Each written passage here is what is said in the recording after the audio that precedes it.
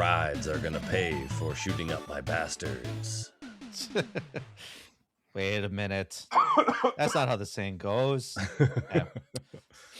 So yeah, this is oh, hang on, wait. I gotta do this right. I gotta try to do this how we used to do it, because Brad always, like, casually would just drop in the intro like, "Hello everyone and welcome to the Hair of the Dog Cast." What's up, guys? Yeah. What up, you guys? I don't know. So New era. Yep. Basically. new voices, new people, who dis. NWO. So this is the Hair of the Dog Cast. This is the new Dogcast. My name is Stoy, and I don't like it when people say games are overrated. I don't know what you guys think about that. Okay. But Okay. like, just because you don't like a game doesn't mean it's overrated. It sounds like a skill issue. I'm right there with you. Yeah. Like, I like the way some people call, like, okay, admittedly, I think I got into this topic because I heard someone say Silk Song is overrated. Mm-hmm. okay. And it sounds like Andre, like you said, skill issue, right?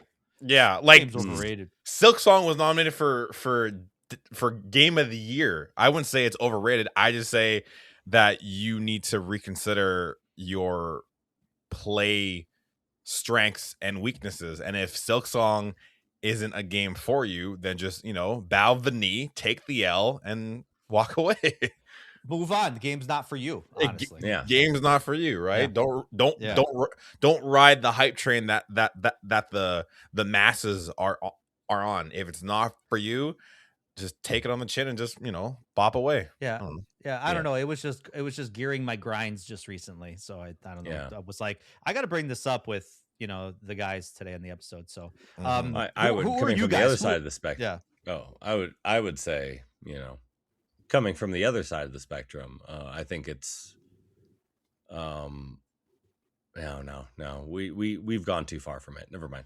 Oh, Yeah. good. I mean, Yeah, some people can say Cut that games out. are underrated too, even. Mhm. But I almost think that's like just a game that hasn't been discovered yet. So anyway, like I said, my name is Stoy, the host of the Hair of the Dogcast podcast. I'm joined by you guys. What are you guys? My name is Wow. Andre, and I personally think games should be played more instead of the random things we do in today's society. Just play more games, and that's it. Fair. Probably better for your mental health. There's people who are doing God knows what, and you could just pick up. I saw a reel the other day that really resonated, and it was a guy, and he picked up his mouse and keyboard, and he's like, sometimes this is all someone has. Is just this and friends online, and that keeps them alive sometimes. And I was like, you know what? I think I saw that same reel, actually. Yeah, I think I shared it, but like that, like it hit Maybe me. That's where I saw it. Yeah, and like that really made me go like, like I've semi been in that, so it's like I do get it that like sometimes games, it's kind of all you got. So just if someone plays games a lot, let them play games. Who cares? Yeah. Luigi, how's it going, man? Hey, I'm Luigi's apartment. I don't know if we're introducing ourselves to the show. If you're Luigi, you're Luigi, man. That's it. I am, you may know me from making a show with Bradley for like 4 years about speedrunning called Need for Speedrunning. Need for speedrunning. Yeah. Sorry. Yep. Yeah. The best Dude, name in the I world. know. It's such a Need great for name. Speedrunning. That's Yeah. so good. Honestly, it's a yeah. perfect name. It's so good. Yeah. It's a good show. And you know what? You know what's really great is we never did an episode about a Need for Speed run, like a Need for Speed game speed run. Never once. You had it in the palm of your hands. It was right there. I was gonna say it was right It was a there. free All you one. had It was to a do free was one. Yeah. Yeah. The layup was there. Yeah, the layup was there. Yeah. It was one of the like 10 names Brad threw out at the at the beginning of the first episode, and then all four of us were just like, "Oh yeah, no, that's it. Never mind, that's it." Yeah. Need for Speed. Perfect. That's a But name. hey, as long as we're dropping like, we're each giving a philosophical point about video gaming. Nugget yeah, of Mine, gaming. yeah, mine is that the backlog does not exist.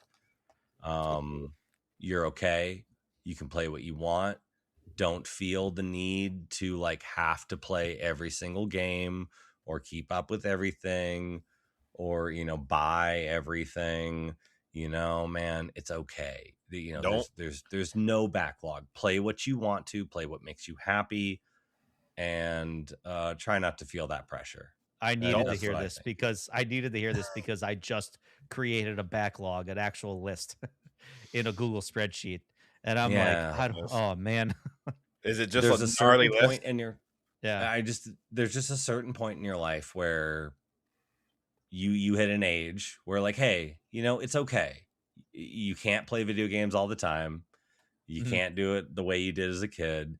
And you're either going to fall into that like, oh, nostalgia, I wish I could. And that's going to tear you apart, man. Don't worry yeah, about it. Don't it worry will, about it. Play it what you will. need to You're right. play. Replay old games as much as you want. Don't feel the need to keep up. And that's my philosophy about video games. Hi. Amen. Amen. Yeah, amen. I agree because um, I play multiple different types of genres. I don't know about you guys, but I play multiple different types of genres. So my net is pretty wide with what I'm interested in the gaming sphere. So it Mm-hmm. can get kind of overwhelming to where it's like that game looks good, that game looks good, that game looks good. I want to play all those games, but Right? you know, Yeah. I only have so much time in the day, and you know, so many other life things I have to do that it's like, well, if I get a game and maybe I only play a few hours of it, but I have a ton of fun with it, I guess it's time not wasted, right? Right? No.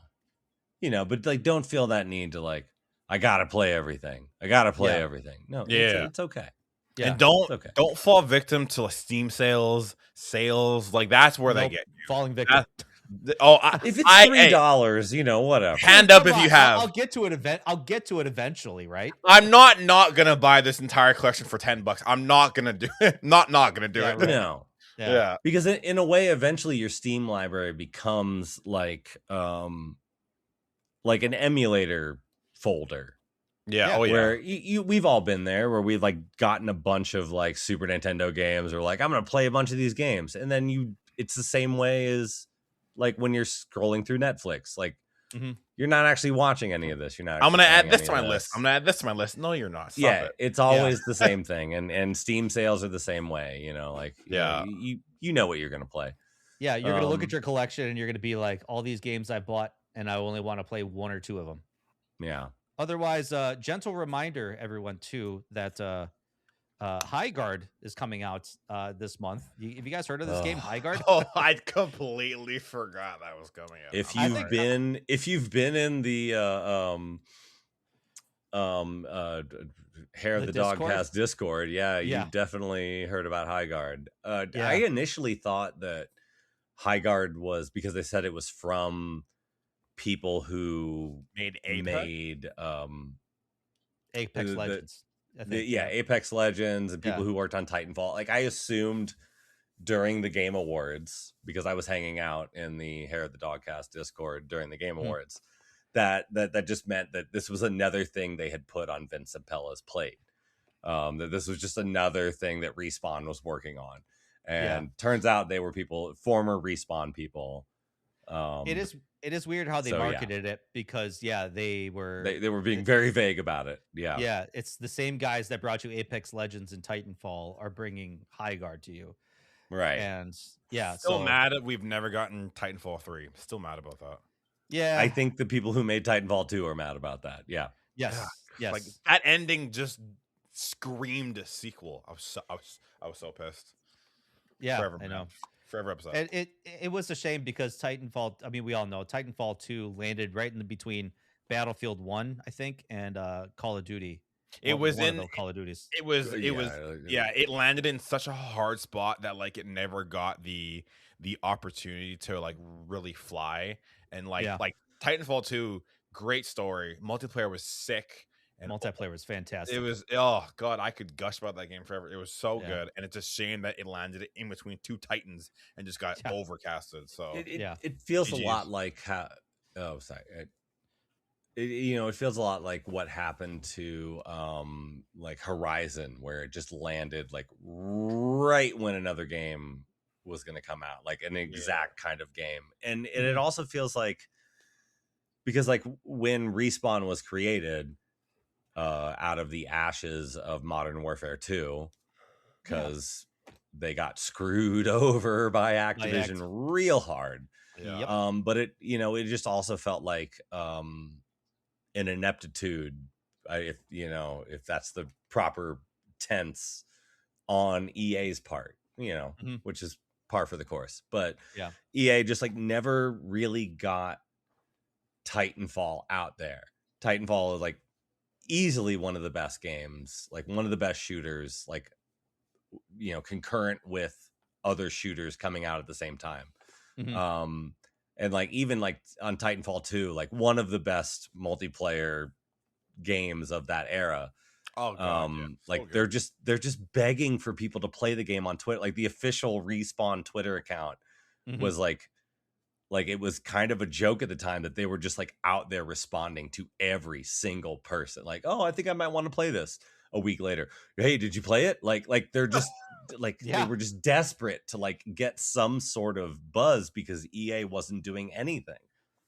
Someone give Respawn money, please. Please. And they eventually did. Yeah, right. So anyway, let's jump into the news. So you guys saw the picture of Sophie Turner as Lara Croft, right? Mrs. Turner as Mrs. Croft, yes. It's spot on. It's spot on. It's like pixel perfect.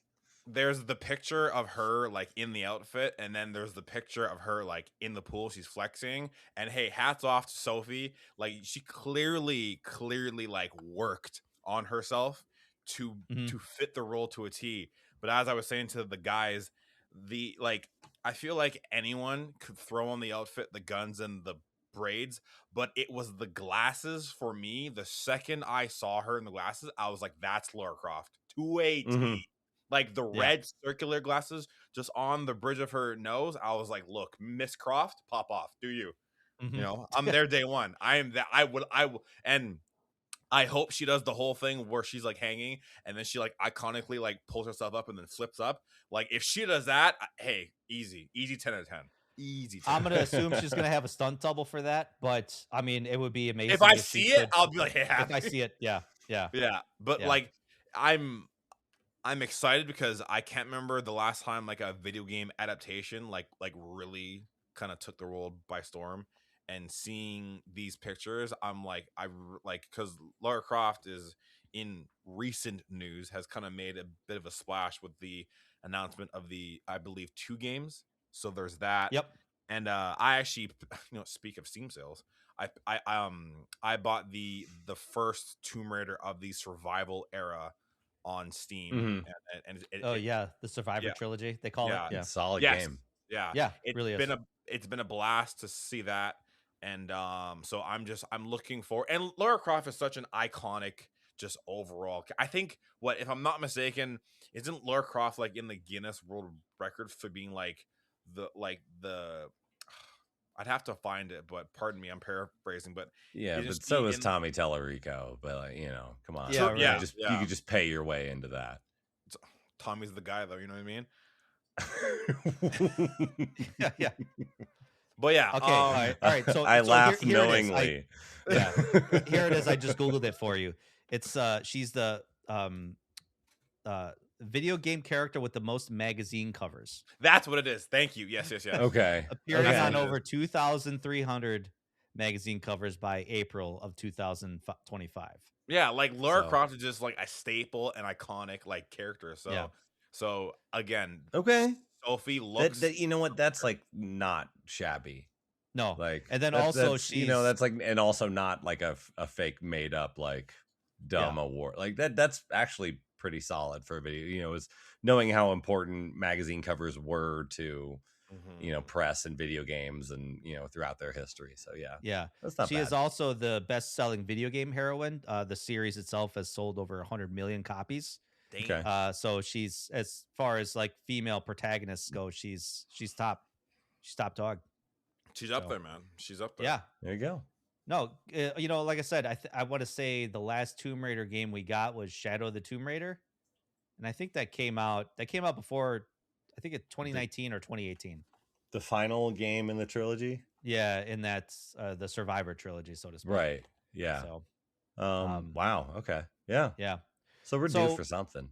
Yeah. That For those one I that haven't don't know, played yet. for those that don't know, they are making a new movie adaptation. And like I said, I think the last Tomb Raider movie we had was like Vicar or something like that. I forget what her first name was off rip, but I think she played fine, but I think she lacked the charisma that we should be expecting out of Laura Croft. So here's hoping that Sophie Turner will knock it out of the park, and she nails the look so far. So if she can do both, that'd be great. I searched Google Images. The second image was the sunglasses picture you're talking about, like a very close up shot. And I closed the tab. I was like, "Yep, nope, that's perfect. Yep. Like that's all I need to see." And that's all. Yeah, basically, and that's it. That's all I need to know. So, I read this too recently. GameStop retweeted the picture, and their retweet was, "This is not Laura Croft."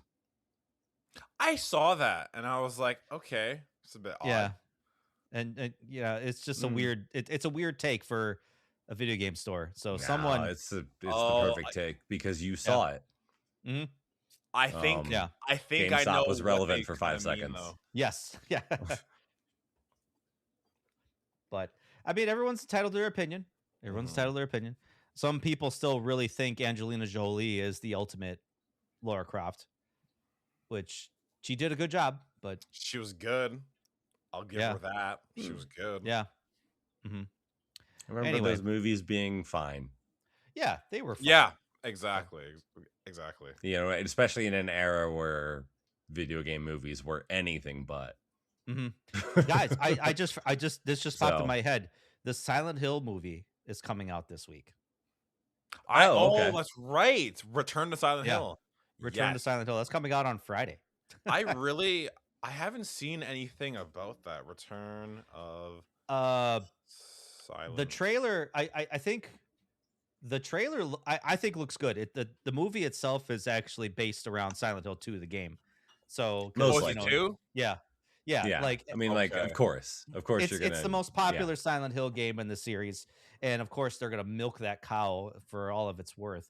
And honestly, I think even if they didn't, sorry, no, they call it Return to Silent Hill, but obviously people that played the game series know it's Silent Hill 2. But like the movie itself is called Return to Silent Hill, so like only we know what it's based out of. But I think it looks fine.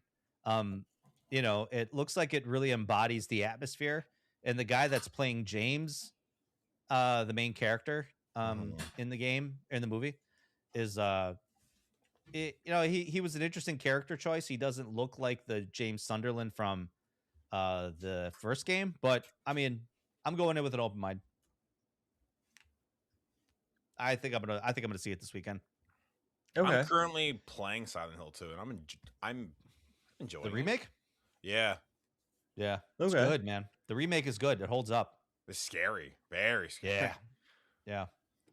So, anyway, so I guess this next story is kind of interesting. MetaQuest VR teams are like no more now. Okay. For those that don't know, like the Oculus headset is actually owned by Meta, which is technically Facebook. So we should know that at this point, right? Yeah, of course. But so they had these VR teams, these dedicated VR teams, just making games exclusively for the Quest.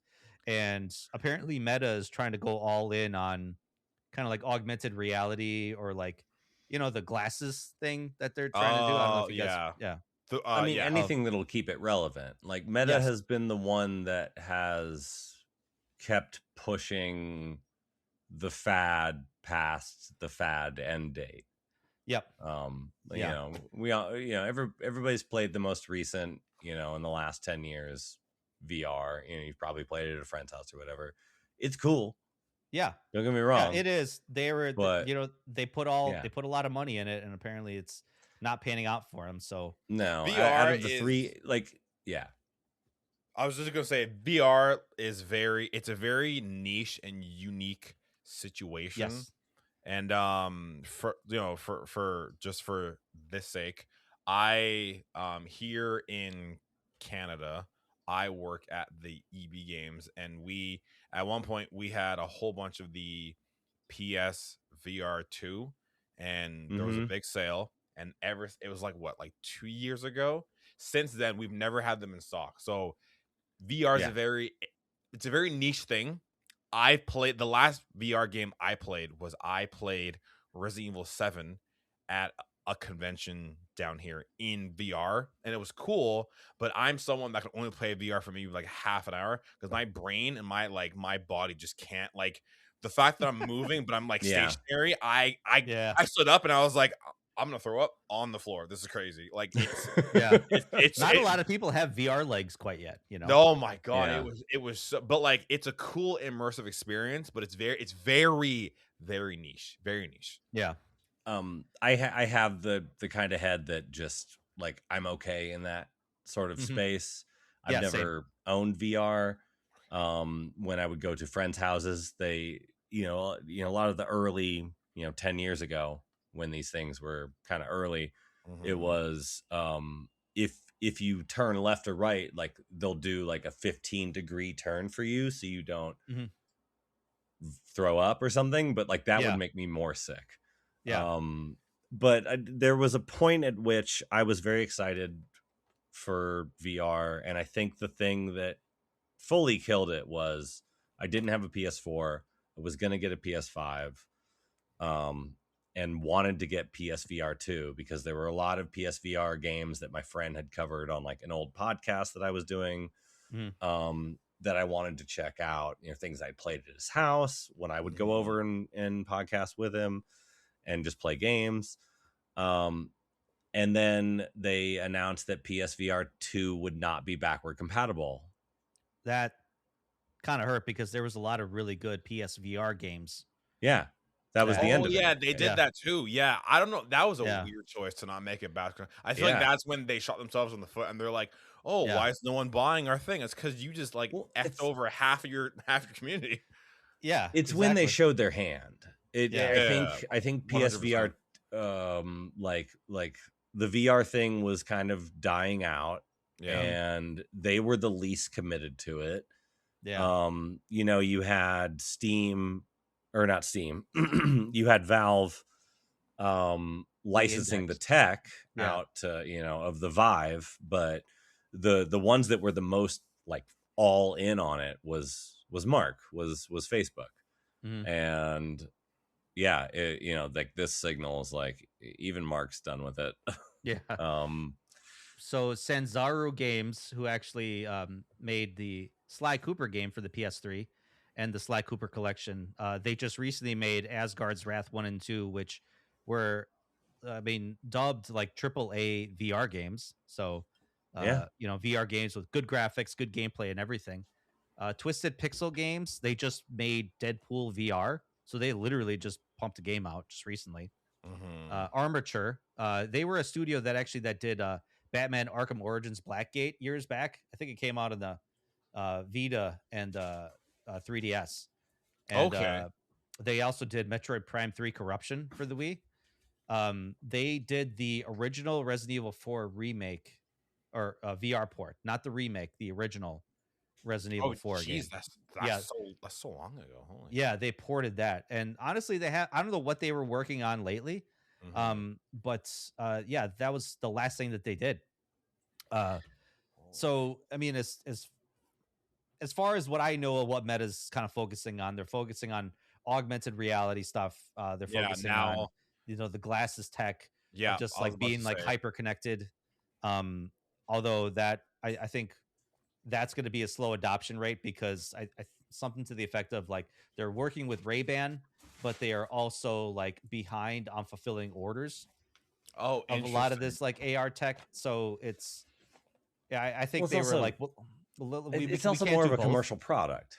Yeah, like it's not like a public like people, like we had the Google Glass thing a long time ago, but the public seems a little bit more receptive to this technology, but it's still, like AR still seems to have more of a commercial application.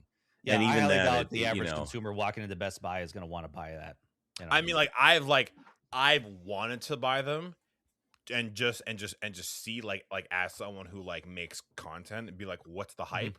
But like you said, I'm not gonna walk into Best Buy and be like, I'm gonna buy these, because even if I was to buy them, I feel like the only people that are really buying them are people that like say travel or like going like always on the move. Your average Joe isn't gonna buy them and go home and then sit down for hours, right? I mean, in some ways it still feels like VR. Like, oh, it does. Yeah, you're either like a person who wants to cover these things, like an old co-host of mine, or you're interested in like staying up with the latest technology, so you just know everything about video games or whatever. But or you're just that guy who's like, I got the new, I gotta get everything, the Ray-Ban thing, or I got the new Oculus thing, or whatever. Yeah, because like if I was traveling for say 2 months, sure, I'd buy them and then try and document the whole thing. But if it's just the average consumer, I don't think is like, for Christmas Ray-Bans, like or like I think like you said, commercial products. I'm looking at the prices. Some of them can be anywhere between like $300 to $800, I suppose. So the prices and the like, I think Meta Ray-Ban display is like the highest, is the $800 one. 6 hours of continuous mixed use battery. It's got a 12 megapixel camera in it. I mean, so if this is something that you guys want, I hear there's like a back order on a lot of this stuff. So good luck getting one. All right.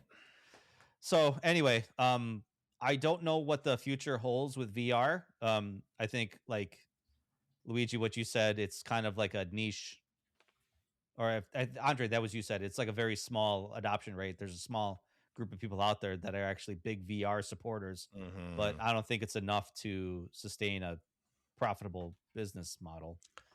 All it really did was create Palmer Lucky, and we should all feel bad about that. Yeah, that's unfortunate. Like, that's really it. Like every like 20, 25 years, like VR is cyclical, 3D is cyclical, like whatever. Like some people did some really, really cool, like shout outs to Wildlands, like shout outs to the game that let me be Spider-Man in a forest. Super Hot, like, it was fun. One of my favorite VR games ever. Super Hot VR, amazing time. I had a lot of fun playing. I've got like a clip of me on my phone still of someone like filming me with my own phone playing Super Hot VR. Like, I think we all do. And like stupid, but like I was having a great time. Like, don't get me wrong. Let me look stupid. No, it's I mean, everybody looks stupid playing that game. I played Alien Isolation? No, is it Extraction? What was the Alien? Are we doing a VR autopsy right now? Yeah. Like, oh man, I remember. Yeah. I remember this. No, this past year it came out for the PSVR 2. Okay. Alien, I think Exile or something like that. Whatever. Really good, really solid Alien. Kind of like first person shooter esque. You got a pulse rifle and Rogue Incursion. Is that it? No, that's not it. Anyway, I'll figure it out. So that was good. Honestly, that I think was like the one new VR game that I played in the last year. So, okay. It is Rogue Incursion. That's funny. I didn't know they made one. Yeah, it's good. Like it's there's like parts that where like you're holding on to the sensor, Jesus. The blip sensor. Yeah. And then you're holding on to your assault rifle in the other hand. It's about as, I mean, scary. It's about as terrifying as you want an Alien game to be. So I was gonna say, that's horrifying. It's not Alien Isolation, I'll tell you that. But all right, Resident Evil. Did everybody watch the Resident Evil showcase that happened last week? No, but I did learn everything I know about Resident Evil lore from this podcast. So Oh yeah, the zombie dogs. I think Yeah. speaking about that, I think one of my favorite things is, well, it's funny, but I'm like, it's seeing everyone, like Twitch streamers, YouTube video, like seeing gamers just either playing Resident Evil 2 for their first time or 4 and being like, wow, Leon is so cool. And I'm like, where have you been for like the past 4 or 5 years? Where like where have you been? You know what I mean? We have all he's not these even the same voice actor anymore. Come on, Yeah. where have you been? We have no kidding. Yeah. all these new fans be like, oh, this dude is so cool. You know, Chris punched the boulder. I'm like, where have you been, man? I was there day one. I was fighting Wesker on a freaking volcano. I was roundhousing villagers. Like I was in the mud. And then you're like, telling you, man, brother. Yeah. I'm like, the older you get, the more that's gonna happen. I know. Yeah, just telling you. I know. Yeah. The more boomer that you're gonna get. Sometimes it happens, and I'm like, oh, I'm doing it again. Dang it! I just when you think about it, Resident Evil, I just found out, is actually celebrating 30 years. So the very first Resident Evil game that came out on the PlayStation 1 came out 30 years ago. Dang. I mean, sure. Let that sink in. For me, I was there. I was in high school when that game came out, and I was like, holy shit, this game is amazing. Look at these graphics. They're so Tank good. controls, hell yeah. But so Resident Evil showcase that happened last week was just basically a showcase of the new game that's coming out in a month, guys. Resident Evil Requiem, where they showed a little bit more of the main protagonists, Grace and Leon. There's a little bit of Leon. Yeah, I would say that they focused a little bit more on Leon in this one. Oh, they would. Of course they did. They 100% did. Of course. Yeah. So because you're gonna get people like me who've only played 4. Yeah. So this is gonna be. It looks like he's very familiar. It's like that action oriented style gameplay, because Resident Evil 2 and then Resident Evil 2 remake was more that slow, deliberate survival horror style, whereas which is why I did not get very far into it. Yeah, I got out of the police station, so that was cool. I was gonna say that was pretty much halfway through. I was about to say, you know, I was gonna say that's like half the game. Yeah, it's half the game. Yeah, but at that point I had no more ammo, and I was just like, all right, cool. We'll give this game back to GameFly. GameFly. I used to use it was GameFly like the 6 months I had GameFly for like the one time. But so in Resident Evil 9 and Requiem, whatever you want to call it, Leon's got a hatchet, and you can sharpen it on the fly, which I thought was pretty cool. Which is such ore farming. When 100%. That one scene when a zombie's like walking towards him and he's like shing, shing. I'm like, dude, you don't have to do that. You can just kill him. You don't have to sit there, sharpen it, and then nuke the not needed. But hey, you know what? I'm down for it. I'm all here. I'm all here. It's great to see though. It's so like when I saw it, I was like, yeah. Yeah. It's like, I know I'm not going to be doing this in this game very much because I probably won't be this guy for this. When I do it very much in this game, so sick. It's going to be great. I know. It's going to be great. Yeah. No, they didn't like you guys said, they didn't have to put it in there, but they put it in there. Leon's obviously more athletic than a lot of the other characters, so he has this trailer showcased a lot of his finishing moves, some brutal finishing moves.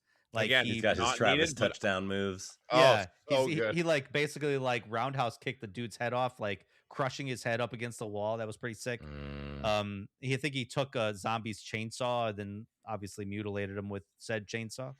So I've been here I'm before. back in rural Spain, baby. Yeah, basically. Not this guy. Yeah. Oh, good. They know what we want. Like they know what we want. Yeah. And they have like apparently some stealth segments too, where he's like sneaking up on zombies and actually taking them out. I'm down with that. I don't know. Yeah, a little bit for everybody. I think one of the other things, Grace gets a special gun called the Requiem. I think it's like comes from, I guess, like a one shot if you're in like a bad situation. It's like a get out of jail free card. Okay. There's also this weird mechanic that the zombies, I guess the zombies in this game have this special blood that you can actually extract blood from dead zombies, and then you can use said blood to make bioweapon ammo. Whoa! I'm a little bit curious how they're gonna. I'm Are a you little bit just curious how they're gonna you do with just that. they've found a way to weaponize the T blood. virus? Yeah, I guess. Full Like on the circle fly moment. too. Yeah, on the fly too.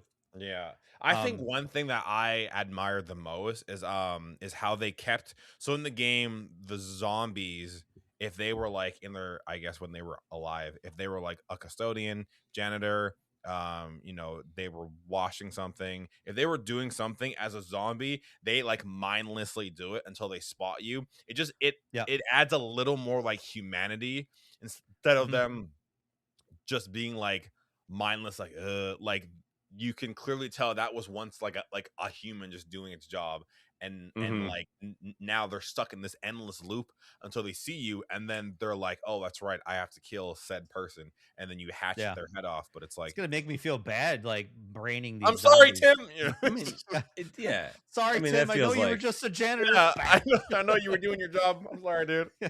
You had a family. I know you were probably a straight A student in high school. Wasn't what I you have wanted. a quota. Exactly. Must I gotta get home clean. to my kids. Like, that sucks. I'll let you live. Go Anyway. ahead. Yeah, see if your kids will recognize you. Yeah, One of the basically. big things that I'm excited for, Andre, you and I talked about this, is that they're bringing ink ribbons back. Now, this is a special difficulty where it's like standard difficulty. Okay. And then standard classic. Yeah, let me talk to you guys about ink ribbons. For all you new fans, welcome to what welcome to the old school. Welcome to what we had to go through. Yep. I hear ink ribbon and my brain just turns off. I'm like, nope. I know. This is why I only played 4. we had this discussion in the Discord, and when I was excited for ink ribbons, no one else in the Discord community was excited for ink ribbons. Everyone's like, nope, I'm out. And I was like, okay, well, just me then. Ink ribbons are iconic. So good. They are. See, it gently reminds you that there is no automatic save points. There's no checkpoints. Yeah. Because obviously we didn't have checkpoints back in the day. No. So you had to manually save. Nowadays we have that nice creature comfort where it's like you don't even have to think about it. Yeah, you just see a little icon top right, and you're like, oh, it's saving. Cool. All right then. Yeah. Okay. Cool. All right. I don't got to worry about it. Whereas like now, you have to actually remind yourself to save. Like if you don't continue, do I save? Yeah. You know what I mean? Yeah. Mm-hmm. Or it's like you got to like sometimes you got to go back. It's like, you know what? I want to be done playing here, but I got to go back and backtrack to find a typewriter so I can save. Like, am I done? Am I really done? Like, is this the file? Is this the file? Yeah. And then it also made you think like, okay, say I have 3 of them. I can only save 3 times. Which pivotal moments should I save the game at? Or am I just gonna like be, not the smartest and save when I have low health? Oh shoot, now I start the game in like critical, I get 1 shot. Well, this game sucks. No, it's because you saved at a wrong point. So it's like back then we had inks, we had the item management and puzzles, and we just did it. Yeah, it's like somehow the opposite. It's like the opposite of a Sierra adventure game where like you get too far into the game, you screw yourself over. Like you save in the wrong way, and like that's it, man. Oh god, yeah. There was nothing more irritating than like a checkpoint like at low health, and you're like, oh, what do I do? Do I restart the level? Like, am I screwed? Like, there's nothing more worse than that. I feel like we've all been there. This old save, we've all been. I feel it, and I feel like we've all been there, like in the years since, because of like save states. Like we've all had that situation where you hit the save state button instead of the load state button because you're just like going so fast and you get them confused in there, and like that's the end of it. It's like using your ribbon in the wrong spot and being like, oh, I've just destroyed this file. I have ruined the run. Sick. I screwed up. That was my bad. I need to save, but I don't have ink ribbons to spare. So it's now you have to keep playing, and then if you die, hopefully you find an ink ribbon sometimes. Yeah. Maybe you find an ink ribbon, and sometimes, what if you man, sometimes picking up an ink ribbon, it's like, you don't have any space in your inventory. Well, shit. Yeah. So Like, what? And back then you couldn't drop things, so it's like, what do I aimlessly just use this health that I could use to pick up the ink so I can say, oh my god, the Mhm. I'm the so the glad. the anxiety, the So anxiety of glad I being never like, played what? Resident Evil. I know Oh, you, brother. everybody out there in listener lane, you don't have to play this way, obviously. But Back then you the couldn't drop but back things. then, back then you It's didn't just like have the an most option. I know. It's just the Yeah. most reassuring thing I've ever heard. Yeah. And on top of all that, the tank controls, you would come into a room and you could hear something and you're like, I don't know where it is. I'm gonna wait for it to come to me. And then you would just be like pointing in any direction, being like, where's it gonna come? Oh my god. Right, yeah. Dude, yeah. It was, oh god. The first one tested me as a human being. It was crazy. So obviously, as we know too, that this game is going to be in both first person and third person, and you can actually select it on the fly, and you can prioritize which viewpoint you want to play as. I think Brad even said it in the Discord. He said Grace Ashford is more kind of suited, maybe more for like first person, whereas Leon Kennedy's more action focused gameplay would be better suited for third person. So I think that's how I'm going to play. Fair. Because I think Grace is a little bit more survival horror-ish versus Leon Kennedy coming in with a freaking hatchet. Yeah, I have seen too where if you play third person as Grace and first person, she does like different things. Like if you're playing in first and she's like startled, I think like the screen shakes a bit. Or if you're playing in third and she gets startled, you can like see her like jump back and like be like, oh, and like gasp. And if she's like sprinting, you can like see her like be like and like out of breath. So I think there's differences between first and third, and I'm really curious. I think I'll play Grace in first because just from playing 7 and 8, I'm kind of now attuned to that. But Leon is always over the shoulder third person. I don't care who you are. Always over the shoulder third person. What else we got? Obviously. I think they also announced they're in an agreement with Porsche. Leon Kennedy is driving this Porsche Cayenne Turbo GT SUV as a government issued vehicle. So why not? I want that one. Yeah, I want that one too, but I don't think it's for sale quite yet. There's also some unique watches, collaboration with Hamilton Watchmaker. The watches. These are $2,000 each. There's one that's suited for Leon Kennedy and one for Grace. So, does Leon Kennedy have a sick ass jacket, and can I buy it? Yes, but beware. There's some really cheap knockoffs out there. Yeah, I'm just saying. It's Capcom. I don't think Capcom comes with the sick jackets. I'm just saying. Well, I mean, yeah, Leon's always in style. So I mean, Chuck, what's his face from Dead Rising 2 came in style. Like Capcom people have good jackets. So it's a jacket thing good here at Capcom. Yeah, you know what I mean. Yeah, agreed. And then also there's kind of like these limited edition statues of Leon Kennedy and Grace Ashford, but they're separate from, because obviously in the past they had like collector's editions where you bought the game and it came with a statue, but these statues are separate. I think they're $170 each, and you can actually click them together so they're like they take up one pedestal. But you got Leon Kennedy and Grace Ashford in that, which is kind of cool. That's cool. So, one of my favorite tweets I've seen recently is someone's like, I can't wait to be wearing my $2,000 watch and driving my Porsche to go pick up Resident Evil 9. Yeah. I was like, that's such a baller status. Yeah. I was like, you got to get the black boots and the black jacket to match. Oh, yeah. I'll pre-order all of it. Yeah, basically. You got the game for free, basically. Yeah.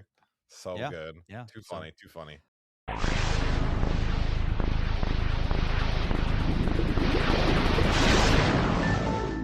Chad Xbox here. We're keeping up with the Yo, Chad. Yeah, what up, dog? Game Pass is a thing if you guys are interested in that. There's actually a pretty decent collection of Game Pass games coming out. Now, obviously, as you guys know, a couple months ago, they announced a big price hike for the Ultimate subscription, where it's now $30 a month. but you're getting so much value. Website crashed that day. Yes. Are you? Yeah. So some of the games that we're getting on Game Pass this month is Brews and Bastards. I don't know what that is. Little Nightmares Enhanced Edition. Cool game. Sure. Atom Fall. That's coming out on premium. I think that's like it's almost like a Fallout-esque type of game. Is it? It looks like, yeah. It sounds like a Fallout-esque type of game. Yeah, it does. Yeah. Lost in Random, The Eternal Die. I think this is like a Life is Strange, like visual novel or like narrative-driven story game. Okay. Rematch. This is a soccer game made by the same guys that did Sifu. Oh, I think I've heard of this actually. I'm interested. It's an interesting game. I'm a soccer guy through and through. Yeah. And I played FIFA and FC pretty much almost every year. And playing well, I'm not that like crazy. Yeah. Playing a game like this. Playing a game like this was definitely interesting for me. Okay. But it's more cool. Action. It's a more action arcadey focused style soccer game, and I'm here for it. So, Warhammer 40K Space Marine Master Crafted Edition. This is like a remake or like a remaster of the old Space Marine game. Okay, not the recent, not the recent one. The like retro style one that they made. Oh, that was Bolt Gun.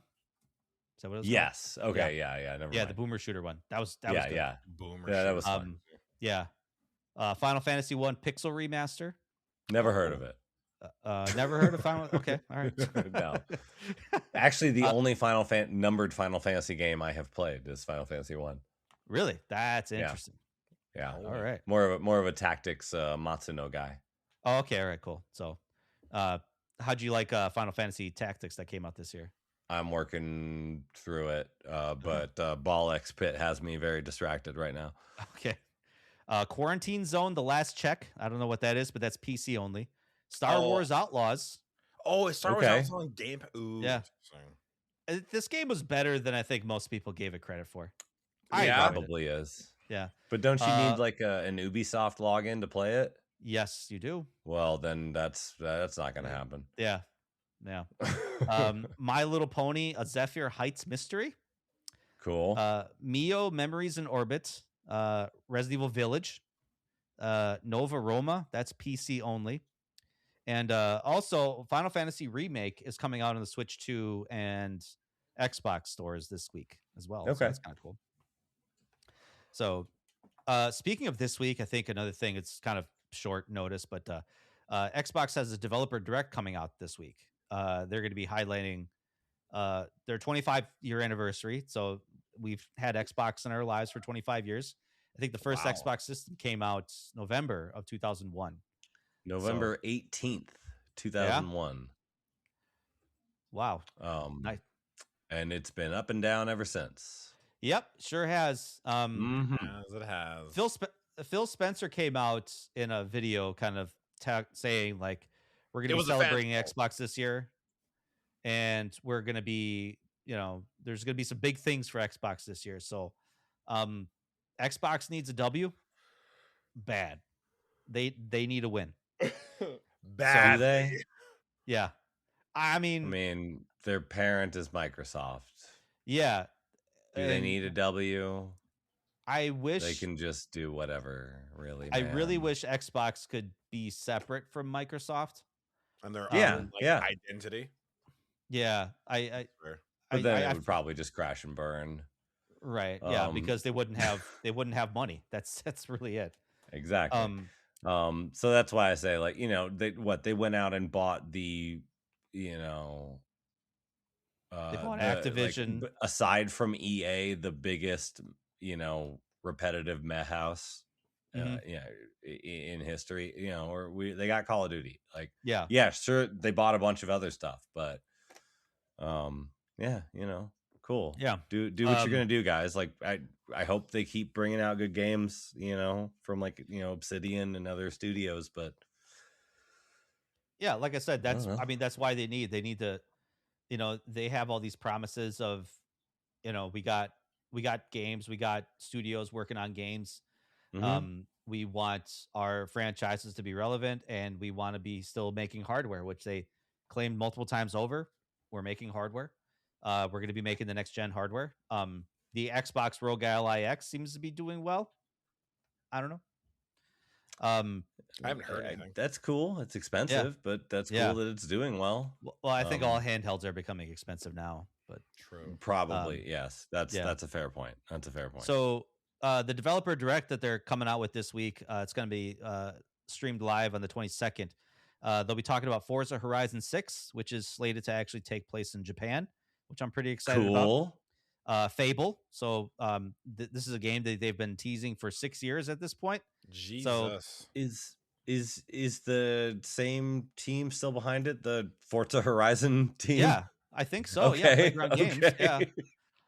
So we've got two games from sorry, you just said it, right? Yeah, two games from the same studio. Yeah. And what's the name? Sorry, I'm blanking. Playground Games. Playground Games. Yes. Yeah. Sorry, and then Beast huge of Forza fan. I absolutely love Forza. It's the game. It's the racing game that allowed me to be able to get into racing games. Mm-hmm.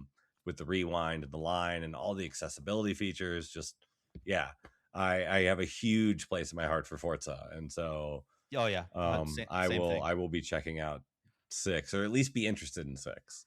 Yeah, I mean the Forza Horizon series is a little bit more arcadey compared to like the Motorsport series, but they're still fun games. I love them both, and they're each in their own fun way. I like just doing donuts in a Mexican cactus Mexican field. Desert. Yeah, for sure. Is like the best. Like, oh, it's a skill song. Like, off-road. Yeah, let's go. Like,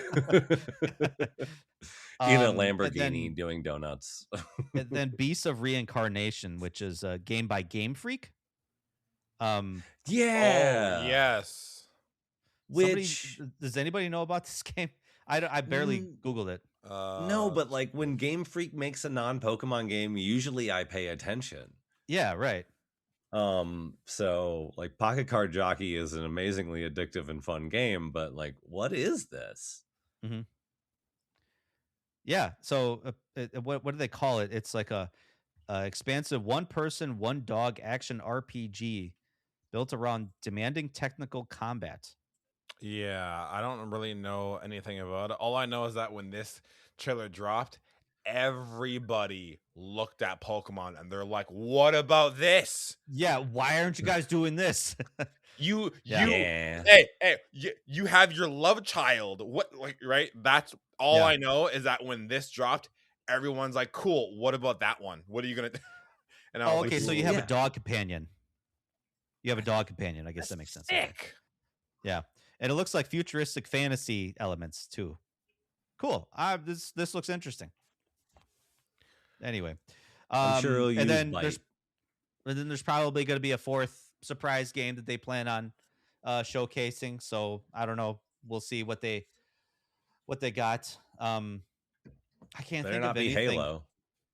Yeah, because that would be a really shitty surprise. Halo 2. Yeah, that would be kind of sad. At this point. I'm trying to think what else they got in the pipeline that could be like a kind of like a shocking surprise. Blinks. I would love for them to be like, Blinks. Oh my god, you just unlocked a core memory. Holy Blinks. Yeah, that'd be fun, right? That'd be interesting. Isn't that that's the what if the Mario Sunshine sections without flood the game? Is it? Was it? Like, I don't think I ever played Blinks. No. Oh my god. Yeah. Not a lot of people did. Yeah. Yeah. Oh, it was good. Okay. Shout outs to Blinks. Like, I'm not throwing any shade. Hey, you know what? Just not a lot of people did. Yeah. Underrated. Mm-hmm. Yeah. There's that phrase, underrated. It definitely got it got a speed run at GDQ this year, or at AGDQ last week. Yeah, whatever week it was. Yeah, that's an interesting game choice. But I'm here for it. It would be cool. I know pipe dream, me dreaming in Dream World, for them to be like, hey, we're still bringing Perfect Dark out. Sure, won't happen. I I think does a more does realistic. it need to happen though? It needs to happen to me. For But me, I think realistically, we're gonna get Gears of War E-Day. Oh, gameplay. that's right. That's Same happening. question though. Like where Yes, like we where need we are that with too. shooters now. Like We need that too. Okay. We need to bring all that back. But I don't know. Like I said, that's me. I just think like the way like that the shooter economy works now, like yeah, there are still the hardcore old school holdouts, but it's so much more casual now, and I just don't know like where those old names fit in anymore. I think Space Marine 2 brought a lot of the conversation back to the casual, just pick up and play shooter. Okay. I think it actually did better than probably what most people anticipated, because it's like, hey, this is just a simple game. Run forward, shoot a bunch of shit on your way, keep going. Run forward, shoot a bunch of shit on your way, keep going. With a story in the background, stuff like that. Yeah. Occasionally smash things, in the face, whatever. Yeah. Don't think too hard. Yeah. Yeah. Which I think there's definitely a market for. I don't need a complicated RPG element style shooter game. I also don't need a constantly online connected multiverse of multiplayer features and stuff, or live service features, whatever. Yeah, that's the last thing anyone needs is live service. Yeah. Even though I just saw a trailer for Marathon, that release date is coming in March. That's a travesty. They should not call that game that. We could put that in PlayStation news, but if you want to. Otherwise, the Fallout TV series has brought on some interest in the Fallout games. It generally, I started playing New Vegas again after the first season. Yeah. So there are rumors that we're going to be getting a Fallout 3 and I think a Fallout New Vegas remastered this year. I don't know. I don't typically take stock in rumors much, but that would be interesting to have. Sure. So more people have basically logged on to Fallout 4 and Fallout 76 this past year. So good on them. That's sad. I watched the first 2 episodes of the Fallout season 2. It's pretty good so far. I haven't gotten into the new season yet, but was pleasantly surprised with the first season. I felt like it nailed the tone. I think too many people take those games too seriously. Yeah. When that's anything but what you should be doing with Fallout. Like, yeah. Yeah, don't take it too seriously.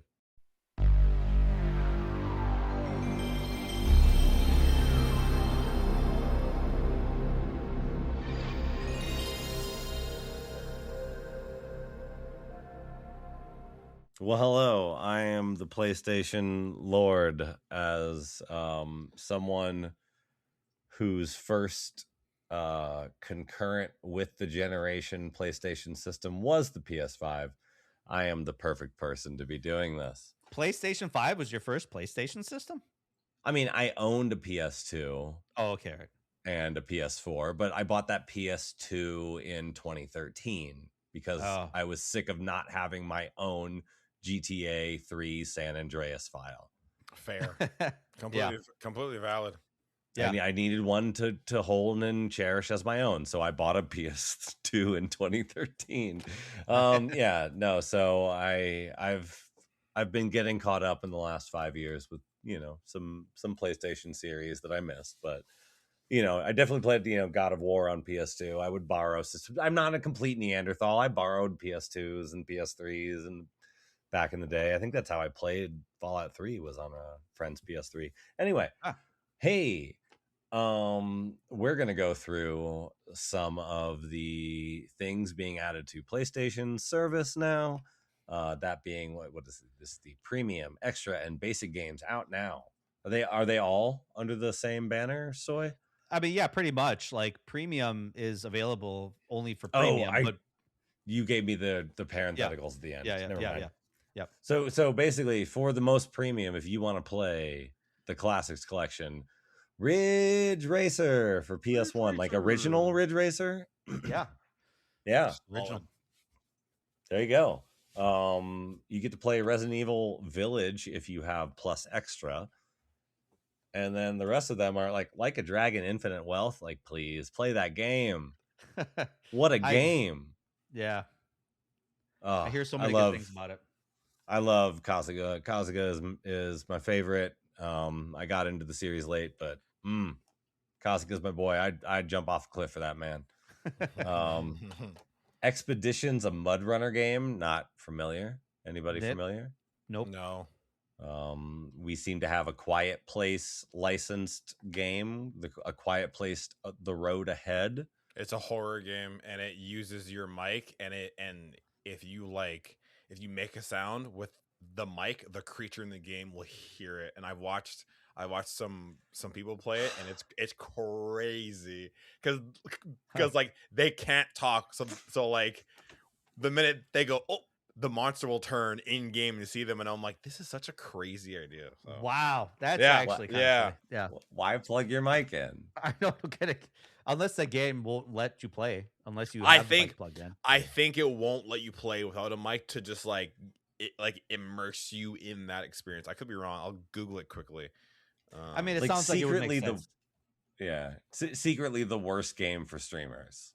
Yeah. Like, unless you have a huge enough following that people will, like you're not interacting with chat very much anymore. Mm-hmm. Yeah. Yeah. We've got Darkest Dungeon 2. Yeah. All right. The Exit 8. I've heard this game is pretty fun.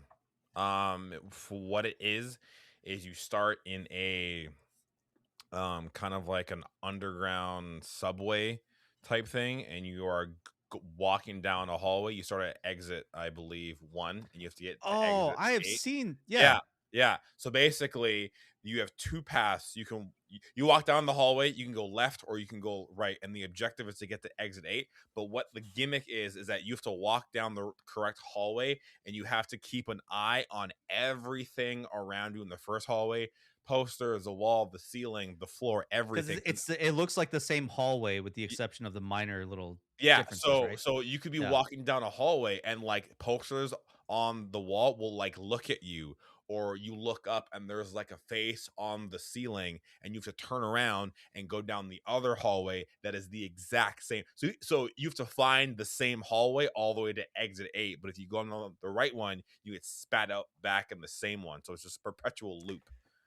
Huh, it sounds like Blueprints, but like from a different angle. Yeah. Apparently it's super or short. Non-scary PT.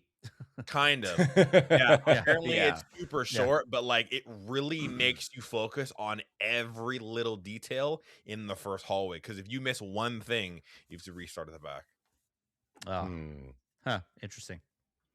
Well, I missed one thing. So for Plus Premium, it's Ridge Racer. No. Yeah. After that's The Art of Rally. Now, is this a rally racing game? Yeah, but like a kind of like an artistic, over the top rally game. I think it's kind of like RC Pro-Am, I want to say, kind of that same top-down racing style. You've said like multiple things that are my kink. Love rally racing games. Love RC Pro-Am. Like, good lord, the original Mario Kart. Get out. Yeah, really. So yeah, I'm good. Sure. I mean, like I'm not huge into racing games, as I said. I just love me some Forza racing, but what is A Little to the Left? That's the next game. No idea. No one? All right. Nope. Cool. Then we are moving on to Need for Speed Unbound. Speaking of Need for Speed. Yeah. This one's part of the Essentials collection, so I think everybody gets this. Yeah. Okay. Yeah. I like Need for Speed Unbound. I thought the art was really unique because it blended like anime style, like colorful graphics and effects with like realistic kind of looking graphics. Yeah. This one visually it was really cool. Visually was like it really reminds me of like Across the Spider-Verse or like Into the Spider-Verse. Yeah, exactly. Yeah. Very like Okay. cartoony-esque visuals. It's very cool. Yeah. But it was weird because obviously the backdrop itself, it's like realistic looking cars, realistic looking city streets, Yeah. buildings and stuff like that. But you had this like colorful aesthetic in the background. So it's Like, kind of say cool. if you're drifting and the smoke is like cartoony smoke, but like Yeah, on a yeah. realistic arcade. It's a cool concept. It's a very cool concept. Yeah. Speaking of cool concepts, we have Disney Epic Mickey Rebrushed. Which is, remaster of the original Disney's Epic Mickey. Yep. And then Core Keeper, which I can only assume is, I don't know, some geology game. Sure. I don't know. Mining game? Yeah. I don't know. Core samples, Yeah, sure. Yeah. Mining. I don't know. Whatever. So Yeah. Resource So, management. yeah, if you want to play Minecraft, Core Keeper's coming. yeah. So yeah, that's great. Hey, would y'all like an update on the God of War TV series casting news? I'm honestly really curious as to how this is going to play out. Okay. I almost think God of War would be a better animated series than a live action series, but whatever. That is a very, very good point. That you know what, and I I didn't agree think with of you. that. That's that would be very good. Yeah, I agree with you. Actually, it seems too fantasy-esque. Yeah, but I mean, there's people out there that are more creative and smarter than I am in that front, so maybe they can make it work. Maybe they can pull it off. I mean, I wouldn't put money on that statement, but sure. Yeah. Now, Amazon is set to publish a live-action God of War series with Ryan Hurst as Kratos. You'll remember him as the voice of Thor in God of War Ragnarok. So, it's perfect casting. It's so interesting that they got the dude who voices Thor in the game to play the guy who's the guy in the game. And and I'm like, okay. And then they got a different guy to play Thor, and I was like, okay. What you could have done. Do that. What you could have done is Yeah. I mean, I can't imagine anybody that would pull off Thor or pull off Kratos. I mean, granted, my limited knowledge of who's hot in Hollywood now is pretty small, like I said. But fair, but with those Ozempic and steroids, anyone could be hot. Yeah. The people that are the person I've seen the most that like people think who could do it is Triple H. Yeah, he's kind of old, isn't he? No, I ain't gonna go with that. If he's playing an old Kratos, I guess. Well, I mean, true, but I still think he like physically could he kind of keep up? Is like nothing against him. Yeah, but like I'm just saying, Kratos does need to be some level of a heel, but like Kratos can't be the ultimate heel. Yeah, no, Triple H is the ultimate heel. Oh, and dude, I just lives can't. on the heel. You know what I mean? Yeah, like Kratos needs to be like some amount of like lovable and absolutely detestable. Like he needs to like live on that teetering balance. Yeah, and he does it very Ryan well. Hurst is that guy. Maybe Ryan Hurst is that guy. I don't know. I've never seen. I can't love Triple H. Sorry, I grew up in the Attitude Era. Like I've seen that man hit people with the butt of a sledgehammer too many times. Hey, sorry, it was never going to be a fan. One point. Yeah. He spat too many water bottles in front of me. Can't do it. I still can't believe he was in Blade 3. Oh my god! I thank you for reminding me. Yeah. Gonna go ahead and not remember that. Hey, now we got Teresa Palmer set to star as Sif, I think, yeah. Lady not Sif. A big mythology guy. The wife of Thor. So let me take that again. Sif. Well, now we have Teresa Palmer set to star as Sif, the wife of Thor, and the goddess of family.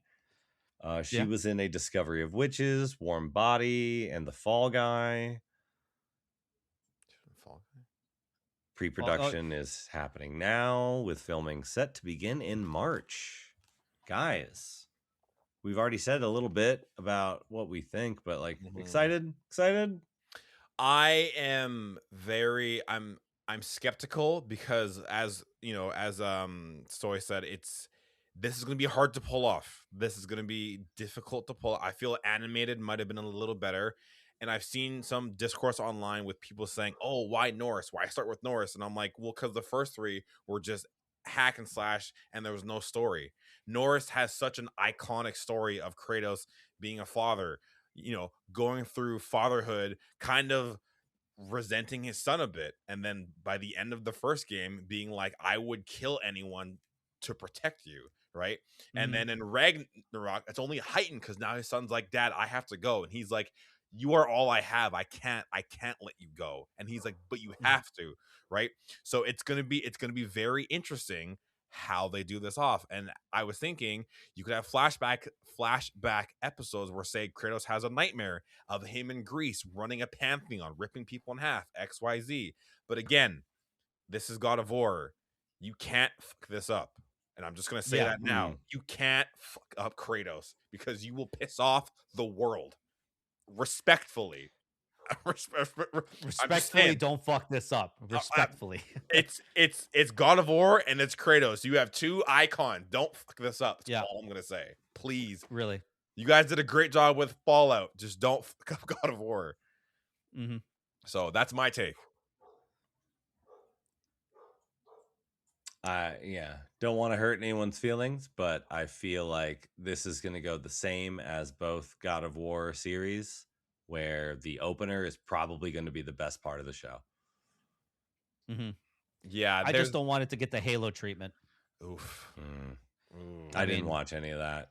Which Halo has a really great lore and story and all that stuff, but I didn't. But they didn't apply any of that in the series, which sucks. Which sucks because for me, they could have knocked it out of the park with just the first season could be the fall of Reach. Oh, that's it. God. That's all you gotta do. That's all you got to do. The lore is there. The books are there. I mean, it's the all game there is there. Everything. The game is there. But instead, they wanted to throw Master Cheeks out there and like have a helmet, a face reveal in the second episode. It's like, what? Okay. It was the second episode? Yeah, second episode. All of a sudden, the helmet came off, and I was like, what? I literally audibly was like, whoa, whoa, whoa, whoa, Yeah. whoa. No, back when video game magazines used to have news articles. I remember that happening. I just scrolled past it because I was like, I'm not watching that. Holy, anyway. The second episode is bonkers. What? It was pretty wild. Season finale, maybe, but just second episode, rip the helmet off. Like, what? You don't even need to do any of that. No. I don't know. It's I hope we're getting out of the era of the we have to subvert, but let's do something original. No, you don't have to. You have tons of lore. The blueprint's there. So let's subvert expectations by showing John Halo's face. Like, no, right. That's not how you subvert expectations. No, that's how you break a rule. Yeah. Number one rule of Halo. I was gonna say. Then there was like the scene of him staring at himself in the mirror with him completely naked. That's where the phrase "Master Cheeks" comes from. Oh, okay. Yeah.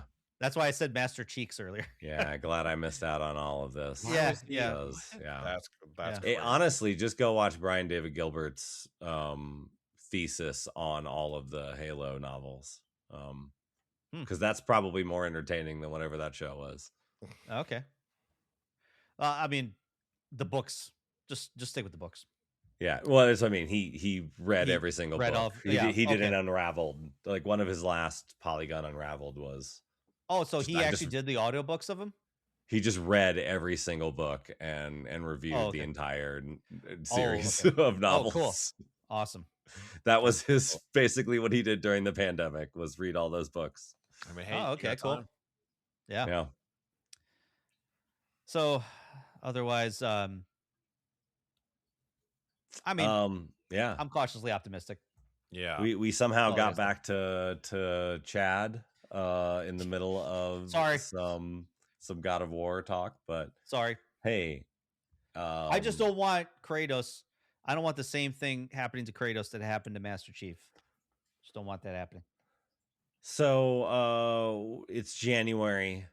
It's that time of year where absolute bangers come out, the best games of the year releasing, and we have our first one with Code Violet, a PS5 exclusive that is 6 hours long, costs $50, has got a 30 on Metacritic, 2.5 user score, and is taking the internet by storm.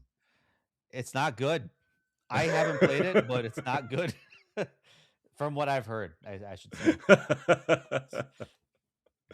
Yeah, it seems to not be. It's supposed to be like Dino Crisis, so that's like, so what is that? Because it's supposed to, it feels like Resident Evil tank controls with dinosaurs.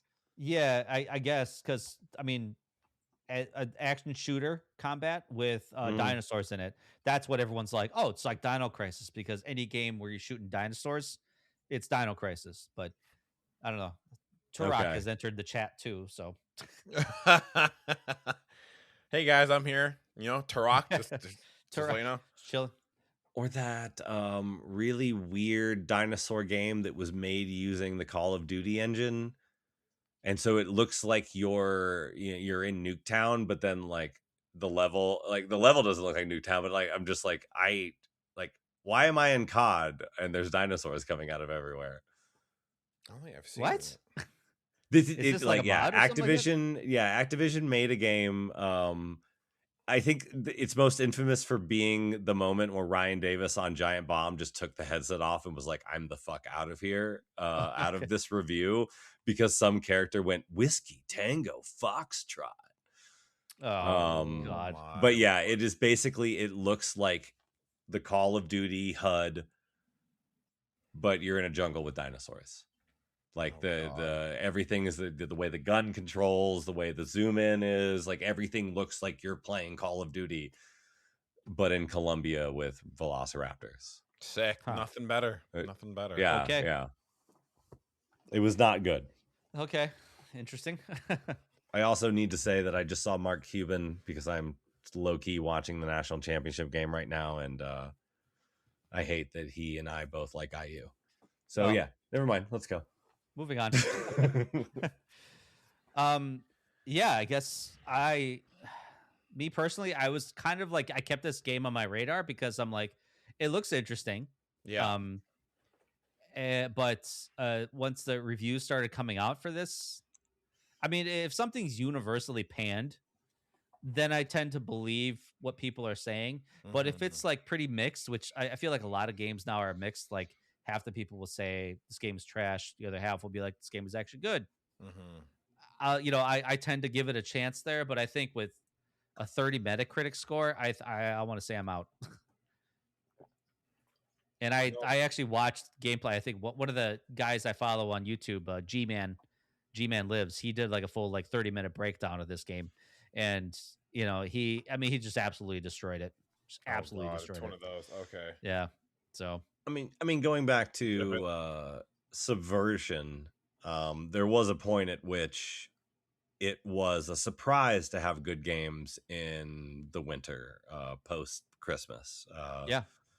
But I don't think that's ever extended to January, except for like maybe like a Capcom game.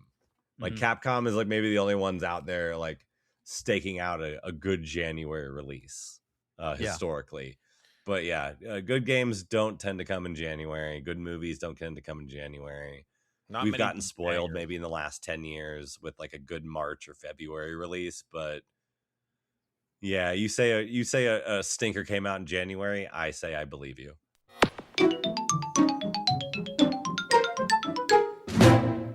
Hey, hi, how you doing? Nintendo news. So, if anyone has a Switch 2 out there, Fire Emblem Path of Radiance is now on the GameCube app on the Switch 2. Luigi's excited. I might play it, although I do have a different tactics game, like I said earlier, that I'm playing right now. Have I ever played Fire Emblem Wrath of... I don't think I have. I have not. Yeah, I don't think I have. So that might be something that I just kind of dabble and give it a whirl. But If that's not your slice of cake, don't worry. I have a new one for you. Animal Crossing, the game we all played back when the world shut down. Nintendo said, hey, give the game CPR. Here is the Switch 2 version as well as a giant update. So the Nintendo Switch 2 edition supports Joy-Con mouse controls if anyone still is using that. I did for a bit. I'm down. I mean, that's cool. I mean, I'm just gonna say this little tangent.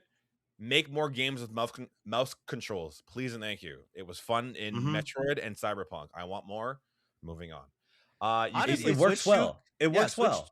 Switch 2 could be a really good place good for first-person shooters. Honestly. It works super good. In Metroid, it was it was fluid. It was very, very cool. I played like 75% of that game in mouse. And then I played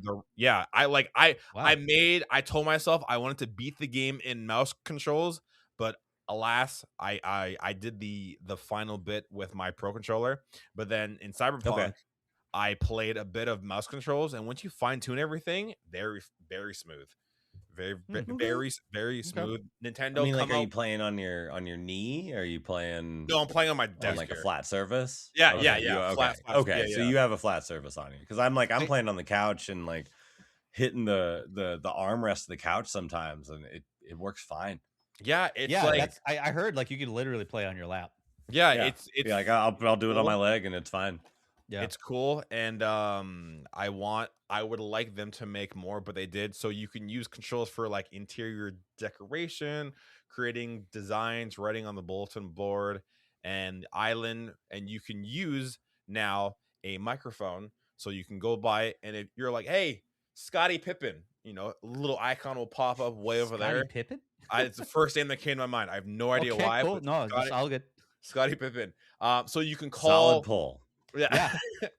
You can call residents with the megaphone. So that's cool. It does also offer expanded online features. If everyone has it, up to now 12 characters can share an island with game chat if anyone still is using that. Up to 8 players via local, and by connecting a compatible USB microphone camera, you can use that, and a little icon will pop up over your character, and I'm like, oh, look, it's me, haha. So there's that. And the update also includes a plethora of things. I'm sure you can find this on your own, but we have like you can now craft up to 10 things. Items stored can be used as DIY materials. Whilst outdoors on the island, hold the L button allows you to move while facing the same direction. So nice quality of life updates. Now, will this move the needle for Animal Crossing people? I don't know. Again, I haven't played the game for a very long time. Do I want to check it out? Maybe.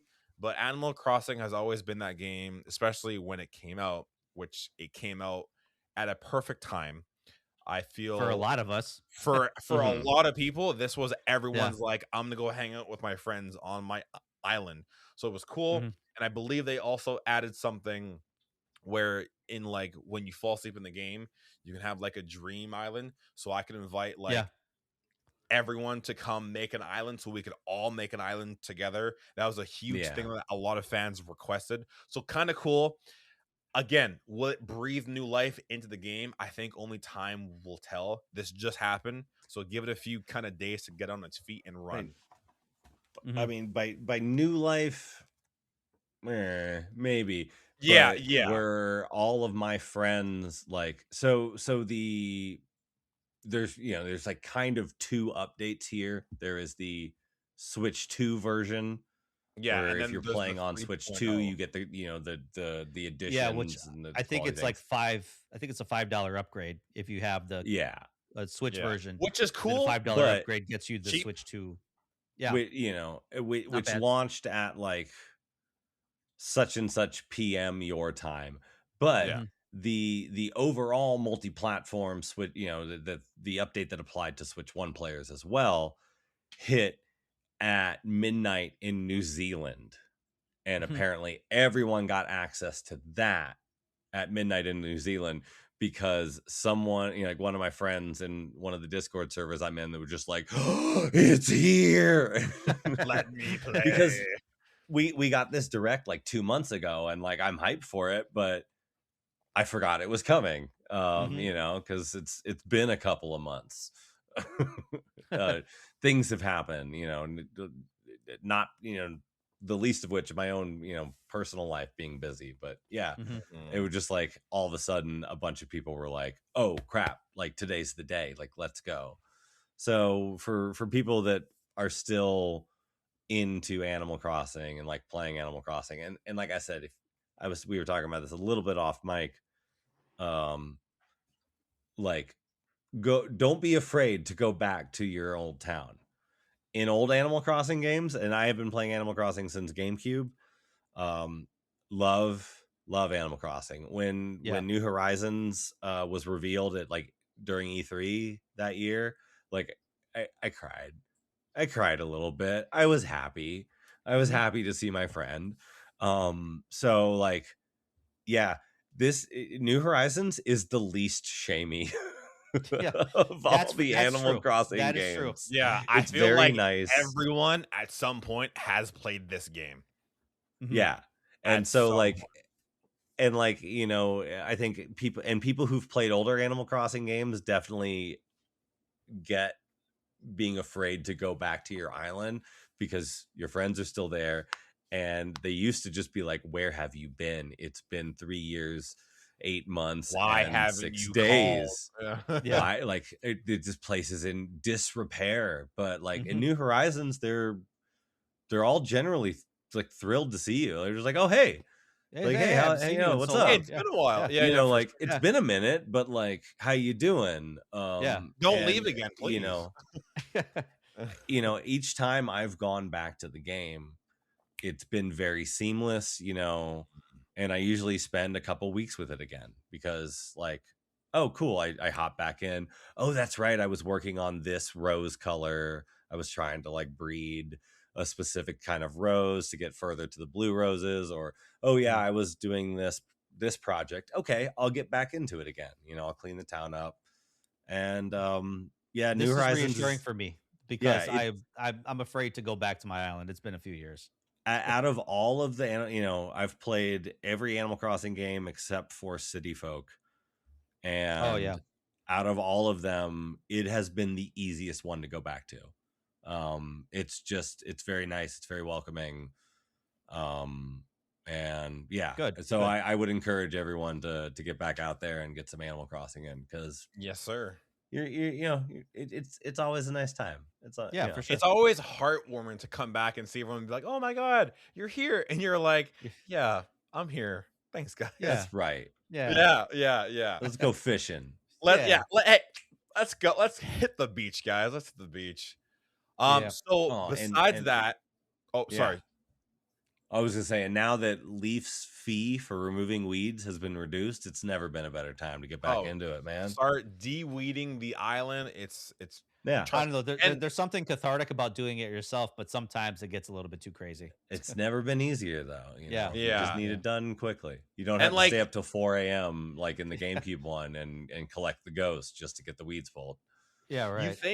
You think you won't like get sucked in, but like you said, you start doing this, you start doing that. You're like, oh yeah, that's right, I was doing this, and then they added Splatoon things and Zelda things, and you're like, I can do this now, I can do this, and it's been 5 hours, and I'm like, why am I hungry all of a sudden? I don't know. Let's keep playing. Music.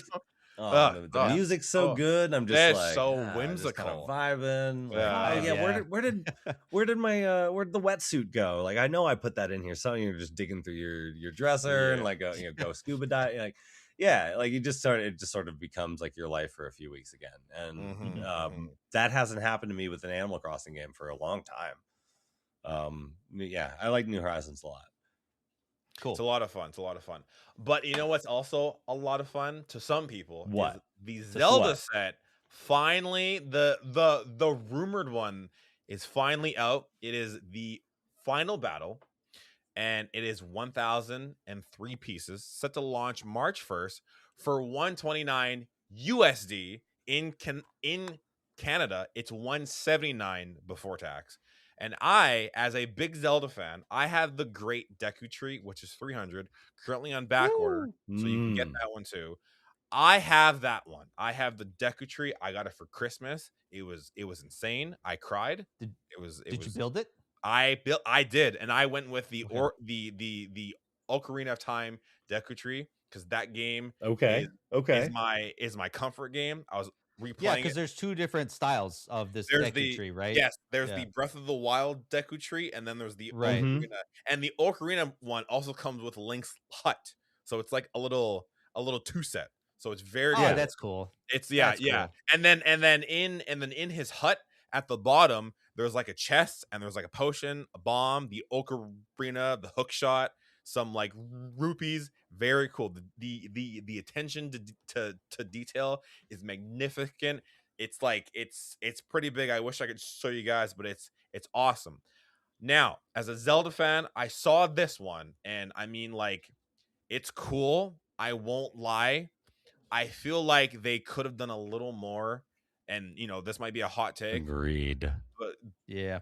I feel like they could have done a little more. They reused the same minifig from the Deku Tree. They could have given him like a blue tunic, the red tunic, the mirror shield, a little maybe battle damage Link. There But you go. Yeah. yeah, I feel like they could have done a bit more. And the fact that down here it's 179 for this, I'm like, For this. So asking for a lot. Just for this. just for a for lot. yeah. Now, And I mean, and now some people, some YouTubers I follow, some people have said that in the original Ocarina game, if you've played it, and this final battle, Link never jumps off of the ruined tower here. So some people are that is the speculating. dumbest. Some people are speculating Sorry. that we are also getting the Ocarina remaster this year, and this could be like, oh, is that going to happen in the game? What's going to happen? XYZ. And there's also It's the 40th anniversary of Legend of Zelda Okay. this year. It is. Okay. It is. Yeah. And behind the tower, you can also find the Megaton hammer. So, alas, I think it's cool, but I think the Deku Tree is a bigger bang for your buck. That's just me. You can at me if you want. I'm just saying. That's my 2 You cents. can hear. I'm sorry. I'm making noises over here. Now, I am also a very, very, very large Legend of Zelda fan. Yeah. I did a Zelda podcast for 8 years. Zelda has a we played special through all spot the in my heart. games. What's that? I said Zelda has a special spot in my heart. I have the heart on my finger, and I have the Triforce on my finger. Honest to God, like it's like a comfort game at this point. It's has it too. Yes, It's a very yeah. it's a very, very, very important thing to me. I think my favorite like game series of all time is Mario. Like I'm very huge Nintendo fan. Yeah. Mario is like very, very foundational to me. My name is Luigi. It comes from that. But for some reason, my favorite game of all time ends up being a Zelda game. I'm very passionate about the Zelda series. I cannot stand Zelda fans. Oh yeah, they can be the worst sometimes. Sorry, just listening to you say that, like, because Link is jumping off of the ruined tower, which never happens in Ocarina of Time, fans are speculating that this, like, and I'm just like, this is why it's the worst. Like, I heard that, and I was like, okay, that's a little stretch. That's a little too much. Yeah. To me, this is a very important Lego set for the Zelda franchise because it's can't iconic. See his pig face in the game other than like flashes of lightning, and even then it's very shaded and it's profiled, and you get like like the one side and the flash of light, and like it's very obscured. His pig form is very obscured. Seeing his pig face bright as day in this like promotional photograph is like either important but also unsettling to me because like it's just in broad daylight. So like that's like the biggest thing to me, but I'm not gonna take away like, oh, the Megaton hammer is hiding back there, and that means, and like, guys, we can do better than that. As Zelda fans, we can do better than that. We can do better than speculating that Ocarina of the Time is coming soon. which I would love to see Ocarina I of would Time. give you my child's life saving if you remade it. I would cry if they remade it. Do I think it's gonna happen? I don't know. I mean, it's yeah. I mean, that's another layup for Nintendo. Do I want that? Yeah. Oh my, yeah, Do I yeah. want that? For Nintendo. Yeah. It's interesting that they've done 2 Lego sets now for Ocarina of Time. I will say that. Interesting. But even then, it's it's like, nostalgia. It's cashing in on 40-year-old nostalgia or 40-year-old people's nostalgia. It's plucking at the, hey, remember this game that you loved? Now it's a Lego set. So yeah. Like I love looking through the 5 Lego aisles at Target now.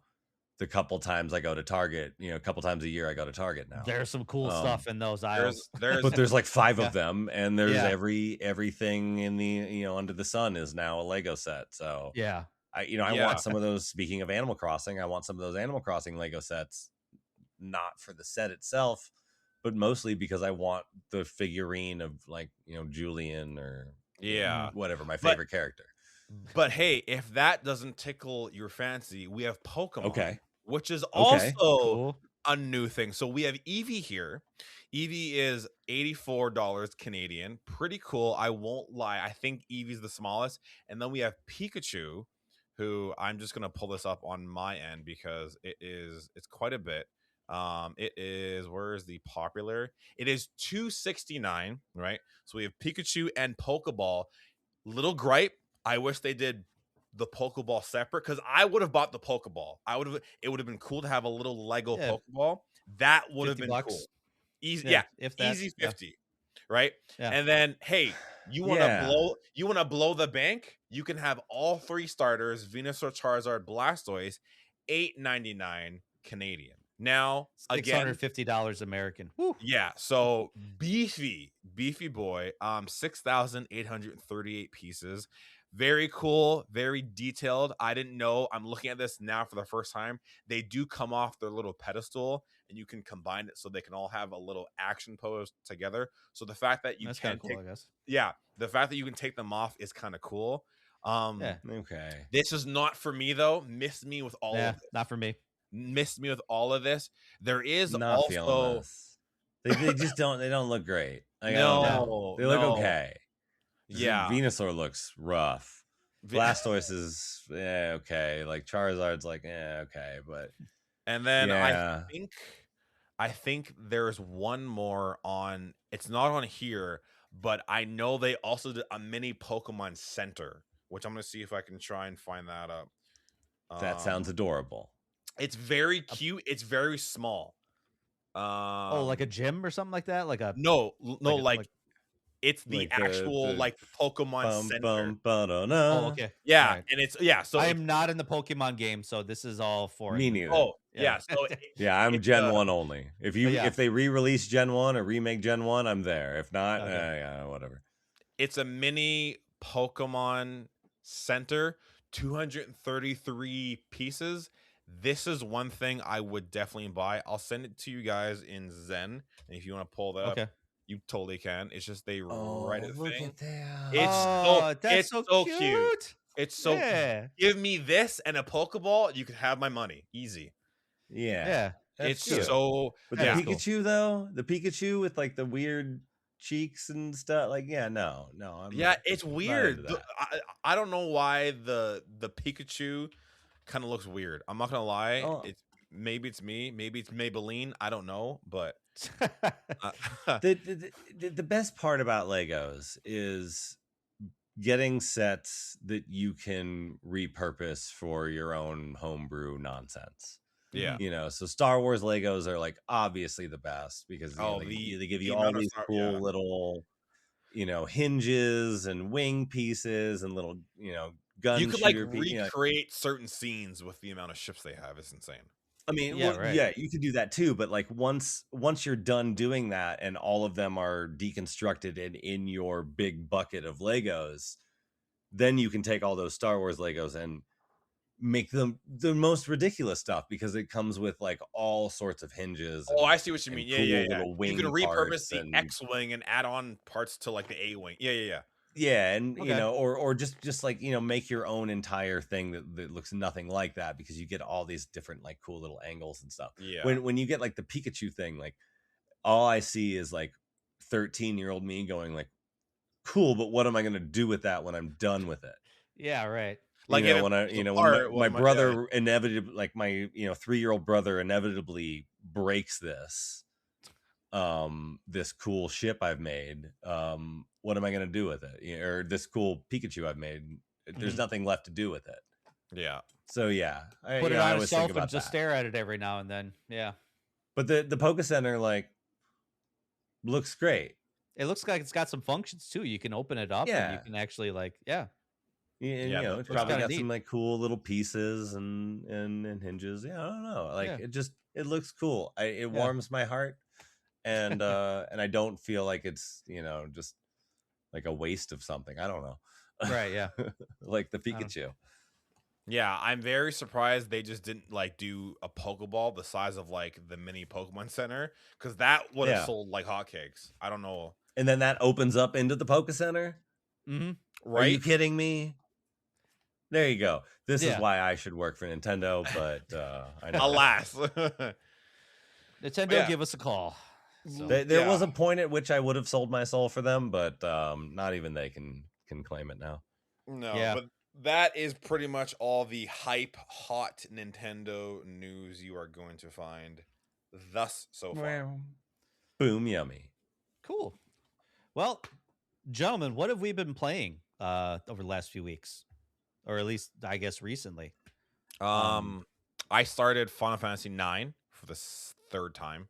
So have you ever beaten it? No, which is why I got halfway the first time, and then I got more than half. I think I got like 3/4 of the way, and then I was like, "Ooh, a new other game," and then that happens. So I have restarted it, but I still have my old save file. So I've restarted it. I've made it a goal to see it through. My goal this year for gaming was to try more JRPGs and Metroidvanias. So I have started that, and that's a hefty list of games you're gonna have to get to. I want to just expand my horizon of games and just see. And on my little basically on my little R36 retro emulator, looks like a little Game Boy, I started Chrono Trigger, because on every JRPG list I've ever seen, Chrono Trigger is number 1. And I'm like, why is it? Why is it so popular? I can play it for free. Let's ball. Let's see. So and it's one of those old JRPGs that holds up so well. Yeah, it sticks around. It holds up so well even to this day, even if you've never played it. Yeah, and you play it for the first time, I guarantee it'll be like, this game was just made yesterday. I don't know. Yeah. Wow. Okay. There are games from like 20 years ago. Yeah. Where it's just like, it was like a seminal title, but you don't need to play it anymore. Or okay. There are definitely games like that, but like for some reason, Chrono Trigger just like I need to play it. Like it has never made it.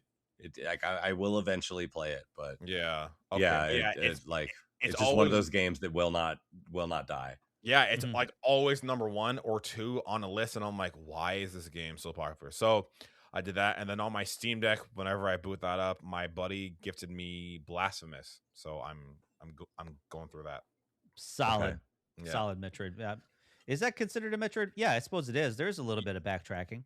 Yeah, and I mean like a little sprinkle of Souls-like, if you want to kind of throw it in there. Yeah, I would say that. Yeah, little Souls-like Metroid. Yeah, but I'm playing those 3. I like having my little R36 on me if I'm like out. Say if I'm like waiting for coffee or food, I'm not scrolling. I'm like, I'll pull that out. So I'm like trying to decrease my screen time. So it's a nice what's a replacement for my phone. So it's been. So and I've noticed scrolling. Yeah, and I've noticed too that like I'll put my phone down, I'll bust that out, I'll play it for like half an hour, pop it back in its case, move on with my day. It's nice.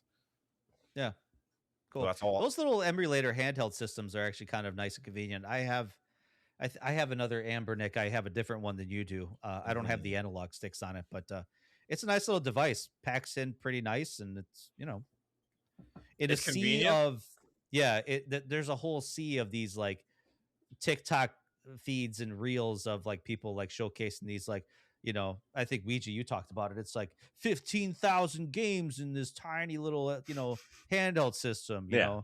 It's like every game from every generation. It's like, okay, you're only going to play 2 games on this out Yeah, of this whole I've list, but maybe favorited like And 4 of 20 them. of them are Hello Kitty Famicom games. right, Yeah. yeah, no kidding, or cheap Chinese knockoffs of whatever. But Yeah. some of them hold up, but some of them are actual games. But yeah, honestly, it holds up pretty good. It's good. So I'll let you guys know how the Chrono Trigger journey goes. I am Maybe, curious. I am maybe curious. maybe it's time I play it. Yeah. Yeah, I'm curious. Been, like I said earlier, been playing Final Fantasy Tactics, but I was waylaid when I finally picked up Ball X Pit and found that it was aping a lot of style from Vampire Survivor. Is it That's as interesting. addicting as people say? Because I've heard a lot of people say it's addicting. Bollocks. It is addicting. Is it? Okay. It is. Okay. And it's like 2 different games. You've got kind of like a town builder as well as and stop me if this sounds awful to you, but bust a move or break out Arkanoid, Javanoid. Yeah. As a, but like as an action game. Like that, that's all you got to say. I'm going to show up for that 10 times out of 10. Not as big of a fan of kind of these town building things, but like I can get down with it, and I also don't really mind. There's nothing really too annoying about what they're doing. I find myself taking a lot of time to go through. Like, I'm not arranging it and like making a really pretty town, but I am making sure that I go through and pay attention to what things are doing and put some of them in the right place, upgrade all of my things. But for the most part, the kind of upgrade path, like, okay, Vampire Survivor is one of my favorite things of all time. It's really great. I love it. At some point in the last week, I spent a couple days playing a lot of Vampire Survivor because I was playing Ball X Pit. It does a lot of the same upgrade path. The gems are, like the gems that are scattered around. It's very reminiscent of that. You're trying to take tools and combine them with other tools, and then some of those tools upgrade. It's not as robust as Vampire Survivor.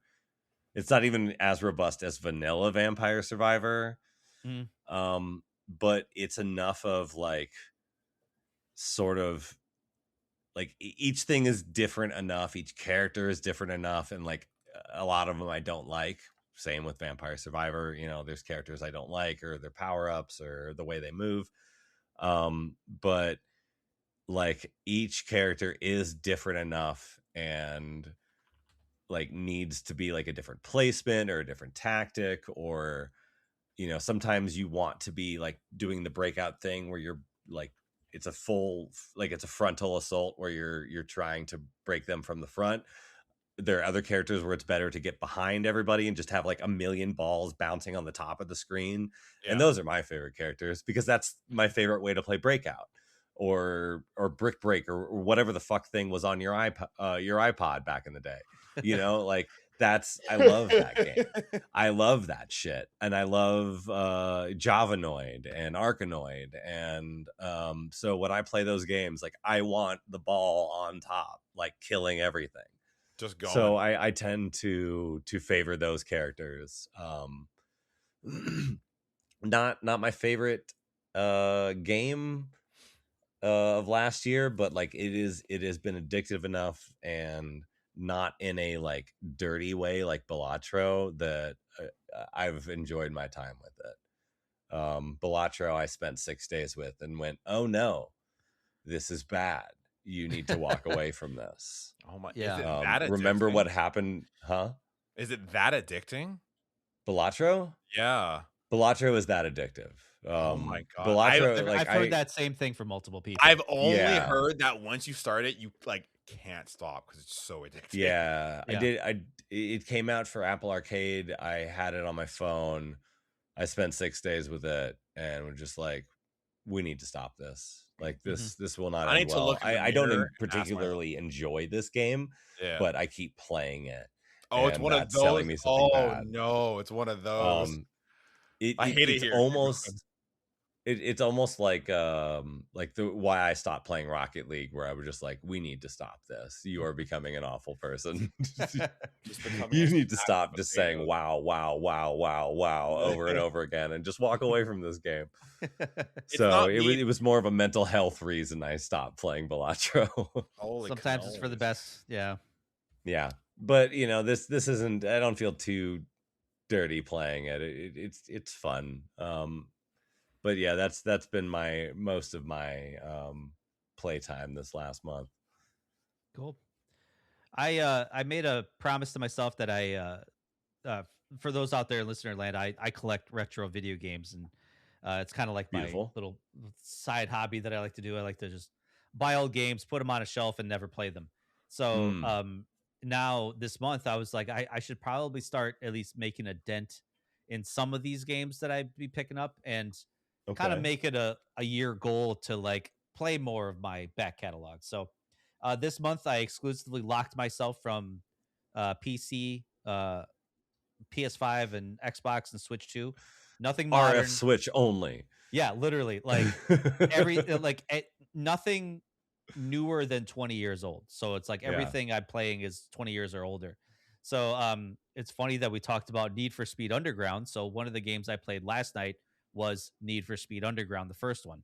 Oh, and my God, was that a snapshot in time? And that one has cops in it, right? No, that one does not. That's 2. Okay. Yeah. Okay. Never mind. Yeah. Number one was just strict tuner culture racing. Okay. Yeah. And it was cool because Need for Speed Underground 2 was like open world. You could like drive around, you could pick up races, you can go to different garages and stuff like that. Need for Speed 1 was like you basically just got messages, and it'd be the most typecasted people, whatever EA thought like young 20-year-old kids were like, what's up? And what's that up, continued. fool? Yeah, what's up, fool? You want to race? You want to run? Man. Yeah. That continued for years. Yeah. Well into the 2010s. Oh yeah, like the 2000s, the aughts. Like I think you mentioned that before. Was a snapshot in time of just like Fast and Furious had just come out. Everybody thought like, hey, my Dodge Neon, I could actually soup this shit up and like make it fast, dude. I'm gonna put a spoiler on it. That's how fast it's gonna be. I'm gonna punch some holes in my exhaust to make it sound louder. Yeah. And like you had Fast and Furious, you had Need for Speed, and you had a banger soundtrack. That was my entire childhood. Dude, that soundtrack, like, man, that Need for Speed Underground 2 soundtrack deserves like a vinyl. I swear to God, it was. I had songs on. I would play it just to listen to the soundtrack at some point. Yeah, it's so good. Literally, the first song that popped up when I fired up, I have Need for Speed Underground on my GameCube. I fired it up. The first song that popped up was Lil Jon and the Yin Yang Twins. God. And, it's the song that goes like 3, 6, 9. Jack, Get low. That's it. Yeah. And I just sat there and I was like, wow. I can't remember the last time I heard that song. I'm here again. Yeah, wherever it is, I'm here again. Transported back in time. Oh my God. Yeah, really so good. And then 2 had like Riders on the Storm. Yeah, Snoop Dogg version of it, which was that was a choice. But like Junkie XL, Crystal Method, I think the Rancid was on there. Oh, dude, all these names, man. Yeah, it was like, wow, this was a time. The gameplay is still like it kind of has that like Need for Speed bullshit where it's like you got the rubber banding that happens that you're very familiar with that in Mario Kart, where it's like a lot of times, like if you're playing like Forza or Gran Turismo, if you get too far back, you're like, I might as well just restart this race. I'm nowhere near the top. Yeah. Mm-hmm. But in this game, it's like you get knocked back and you're like, maybe I can catch up later. Yeah. So it's kind of like where they make the higher cars or the cars that are further ahead of you a little bit slower, and then kind of gets you the opportunity to catch up. So you never know. Yeah. But yeah, you got like, circuit races, you got like straight line races where it's just from point A to point B. The drifting, it's weird. They told me like they put you through this drift competition in your Dodge Neon. The first car I picked was the Dodge Neon. The So I was best like, drifting car of all time. yeah, we all know. Obviously, 100%. We all know that. We all know talk that. about Yeah. you talk about your Subaru, you talk about your Mitsubishi, you talk about your Dodge Neon. Like we all know that. Same category, same ballpark. But and then I think there's my favorite is the drag racing, because that's literally, you don't have to do any sort of steering unless you're like running into oncoming traffic. Yeah. And you have to actually shift, which was you have to do it right. You can't just shift willy-nilly. Like, you have to time it in tune with your RPM gauge. So like realistic good shifts, drift physics. Yeah. yeah. So realistic, shifting in time with your RPM gauge. And then obviously if you fail your shifts, you could actually blow out your engine. Or if you if you don't shift, it's kind of funny that way. It's the kind of thing that, like, if it were Madden, that they would like iterate on every year. Like, oh, we've revamped the shifting for drag racing mechanic. It feels like that kind of level of like, oh, this is the big EA thing in this EA game. Mm-hmm. Yeah, but I'm for the start of kind of like a new era of Need for Speed. Like, I mean, we got Need for Speed 2, and then I think it kind of did did kind of like a shift after that. I forget what happened after that, but oh yeah, like Most Wanted, I think that was it. I was like about to ask, which one did you guys like more, Most Wanted or Carbon? I kind of liked Carbon a little bit better. Are there cops in it? I think cops are in Carbon. Cops were in both of them. Then I'm for it. I'm always a fan of the Need for Speed games that have cops, have running away from them, have law breaking. Yep. Yes, 100%. Carbon felt more they give it a little bit more for me. Yeah, well, I mean, that was the impetus to how Need for Speed got its start. It was like regular racing, but also now you're competing against cops. Yeah. So I think that was definitely the only thing that was missing from the first Underground game, but nonetheless, it's still a fun game. Of course. I also played for my PlayStation 2 Jet Li's Rise to Honor. Oh, great game! Oh my god, get out! I don't know how my eyes honed in on that. I was looking at my PlayStation 2 catalog, and my eyes just honed right into that, and I was like, "Yes, I'm gonna play that game." Yes, that's the one I'm gonna play. And I don't know if that like game holds how cool it is through the entire game, but that like was the combat. That was the kiosk game that I would play. Like if at the PlayStation 2 kiosk at when I worked at Target for like a couple months, and that didn't go well.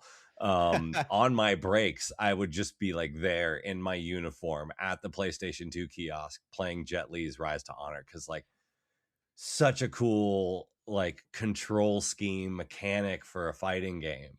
Yeah, because like super into it, like a dual stick fighter. Yeah, like you're moving around with the left stick, and the right stick is literally your attack, and it's like it's your attack direction. Attacks. Yeah, so like it's whatever like 3D Double Dragon, where like Double Dragon had the thing where like it's not, this button isn't punch, this button is punch if you're facing this way. Yes. And so the punch and kick behind you button changed based on where you were facing, and so like that's hard to go back to. But going back to Rise to Honor, it's literally just like riding a bike. You just kind of get so used cool. To it. I'm glad. Yeah. No, it definitely holds up. I want to say, I think if I remember, Blade 2 that came out for the PlayStation 2 had a similar mechanic. Okay. Which I don't think anybody else like really copied it, but I mean, the Jet Li movies in the late 90s and early 2000s. I mean, that was his style of, movies. It's like basically he would be surrounded by 4 or 5 guys, and he would just have this like 360 fighting style. Like, because I actually went back and started watching like YouTube Jet Li videos. Romeo Must Die, Unleashed. I think the one. Yeah, the one that was one. That's a good one. I am nobody's bitch. You're my bitch. The Iconic. Yeah, because like back then, like during this time, like when I was in high school, there was a friend of mine, a fellow viola player, a friend of mine. We would always argue. I was Jackie Chan, he was a Jet Li fan. Oh, And okay. he was like, "Oh, Jet Li is more technical," and I'm just like, "Man, I am into Jackie Chan because of the technicality of the filmmaking and the fighting and the the editing and everything." So like, oh, don't come at me with the more technical, Jet Li shit. Like, leave that at home. But yeah, I was having those conversations all the time. Well, yeah, Jet Li was a little bit had a more mature fighting style, whereas like Jackie Chan was, a combination of slapstick, but also had a very good technical Underdog, sense too. Yeah. yeah, underdog slapstick. Like, Yeah. Do you yeah, guys? Drunken Master is still by far like one of my favorite movies he's ever done. Drunken Master 2, like, Yeah. Do you guys yes, remember that movie? One of my favorite fighting movies of all time. Yes. I think it was called Forbidden Kingdom, where it had Jet Li and Jackie in it, and it was like the first time. Well, I just mean, yeah, like it wasn't the best, but it was cool to kind of see them like be in a movie and like kind of pseudo fight for the first time, because that's where you like really saw them like the technicality versus like Jackie's form. It was the first time that like you were like, oh, they really do have like separate fights, like fighting. They styles. really do, yeah. Yeah. The 80s guy versus the 90s guy, like the 80s Hong Kong guy versus the 90s Hong Kong guy. Sorry, Chow Yun Fat. Don't mean to leave Chow Yun Fat out, but or Sammo Hung or what, everything. But yeah. Sammo Hung, that's what I was thinking. Yeah, when you said that, yeah. Love Sammo. Yeah. But yeah, I think I mean, those are the two that I jumped in recently. I know I posted a video. I started playing Dead to Rights as well for the PlayStation 2. Okay. That was a fun little like Max Payne type of game. And then I actually Luigi, you'll be happy. I just played through and I beat Link to the Past a few weeks ago. Okay. So my favorite Zelda game in the whole franchise. So I listened to that episode. Oh, cool. Link to the Past is when I got done playing through every Zelda game. Like that my Zelda show was we played one dungeon per episode and went through the entire series, and I got to the end of it and went, yeah, I don't like Aonuma's games. I thought I loved them the most. That last dungeon was shit, man. and just was like, yeah, I think I like Tezuka's games better. And I think I never given A Link to the Past a fair shake. I love Zelda 1. I love Ocarina, like, and I think I loved the 3D games so much that like when we were making the show, I was like, yes, this is A Link to the Past. It's a classic. People older than me like it. Let's get to the 3D games. I can't wait till we get to the 3D games. And the more I go back to it, I was just like, yeah, I think I was wrong. I think A Link to the Past, I need to play it again. But do you have a favorite 3D game? Breath of the Wild. Fair. Yeah, that's high up there. I have a I have a pull between that one and Twilight Princess for me. Mine is probably Twilight. There's a for its time, there was a mature theme around that game, and I've collected some of the mangas, and the part that really sucked. Cool. The mangas, if anyone doesn't know, the manga is so dark. Like the scene where the whole game was dark, it was, but the manga took it. Was to the it next was like Hot level. Topic dark. Like the manga is dark. Yeah, like the scene where he's in the pond with the girl and the bokoblins attack. The scene in the game where like Link gets like bopped in the back of the head and then it falls in the pond. In the manga, homie gets like his entire arm like lopped off, falls in the pool and dies. And the spirit's like, "Yo, wake up. We got stuff to do." And I was like, "This is crazy. And not your time, man." Yeah, I was like, and like you see like people in the village like getting like stabbed and stuff and blood, and I was like, this is fucking crazy. I was like, holy shit. So wow. It's like dark, like Dark Souls dark. It was crazy. Wow. There are things that I absolutely despise about Twilight Princess. Dungeon design being one of them. I'll give you that one for sure. Fair. However, Twilight Princess starts out awesome. Best first dungeon of the series, in my opinion. Best dungeon one. And it goes out with an absolute fucking bang, which is something I can't say for Wind Waker. The Ganon fight in Twilight is crazy. Yeah, the Ganon fight in Twilight is crazy. Yeah. The castle in Twilight is crazy. It's so good. The palace in the sky, kind of crazy. The Snowhead Temple, awesome. Like from the Snowhead Temple, like everything after that, except for the what is that? The fetch quest where you're translating all the letters. Like, never mind. But everything at the end of that game just fucking rips. Like it's so good. And so like there are so many things I can say about things I don't like about the way that game is paced and the way that game feels like it was made by committee. But they fucking nailed the ending. Like they fucking killed it. And so like I can't hate it. I can never hate it too much. The only game, it's tough. The only, I guess, I have a lot of opinions on Zelda. I'm sorry. Yeah. No. It's awesome. I think like the only Zelda game that I was like, oh, when I played it was Tears of the Kingdom, only because like once I dived off the Sky Island and landed in Hyrule, I was like, well, shit. Oh, I've been here. Yeah, literally. Isn't this Breath of the Wild? I was like, oh, I was here like an hour ago when I was playing Breath of the Wild. And I will say this. That was my next question. What? How long had it been since you played Breath of the Wild? Well, I was at the midnight launch for Tears of the Kingdom. So before I left to go stand in line, I was playing Breath to just hype myself up for that. So okay. So yeah, but Tears of the Kingdom has a better story. I will say that. Yes. It has a much better story, and the mechanics, the arm, the fusing things together. It's cool. But in Breath of the Wild, when you play it for the first time as a longtime Zelda fan, linear, the first time I left that cave and it was the cutscene and Link's looking over the land and it just pans out and the title pops up. Beautiful.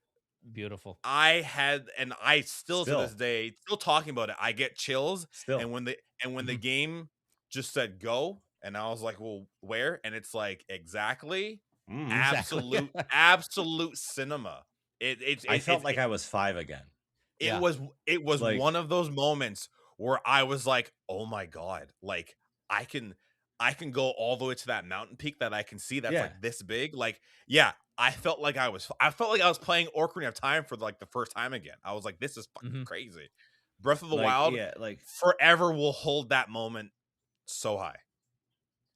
And it's why it's still my favorite. Like there's something primordial about it. I'm replaying it now on the Switch too in Master Mode, and it sucks because it's hard, but it's so fun. It is very hard. It's so hard. I love Master Mode, but so much fun. The thing that gets me, and this is why Tears of the Kingdom is my second favorite Zelda game, is that when I go back and play Breath of the Wild, and it is my forever game, my home. It is the thing I go back to when I want to feel cozy. I play Breath of the Wild. I have not played Tears of the Kingdom since I spent 300 hours and playing it and 30 to 40 hours recording about it as it was new. I have not touched it since. But when I go back to my forever game, there's that voice in my head that's like, God, I wish Tolan were here. Man, I wish I could just put anything I want on the end of this arrow. There were so many times I was playing Breath of the Wild. God, I wish I could do that. And I was like, fuck, I can't use. I was like, I can't fuse anything. Shit. It's like they're like, I get people's like criticisms of Tears of the Kingdom and things like that, and a lot of mine are performance based. Like, I can't sneak up on fish in Tears of the Kingdom because there's a lag, and by the time I'm over the fish, the lag, the fish is scared, and I can't pick up the fish. Like, those things piss me off. Those tiny things make me mad. But like the like, I took a year off of Breath of the Wild before Tears of the Kingdom came out. Like, I knew I was just going to have to do that.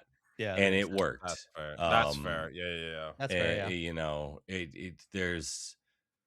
There are moments in Tears of the King, like the moment I realized the underground was like existed was ridiculous. The first hole I saw, I jumped down and I landed, and I was like, "What the fuck is all of this?" I was like, where am I right now? I was like, "This is crazy. Like, this is creepy." Yeah. And then the moment I realized that the underground was expansive and way bigger than just, like an area, was its own moment. And the moment that I realized that it was the entire map was its own moment. And then the moment that I realized that it flipped, that it was like the topography was complete, like just flipped from it. It was mirrored, was another just like fucking crazy ass moment. And then like there's just so many like I can't not love the game that plays like my favorite game. It's just not. It's just not as special as my favorite game. And I don't know. There's we've talked about a lot of Zelda. We could definitely go through a lot, yeah.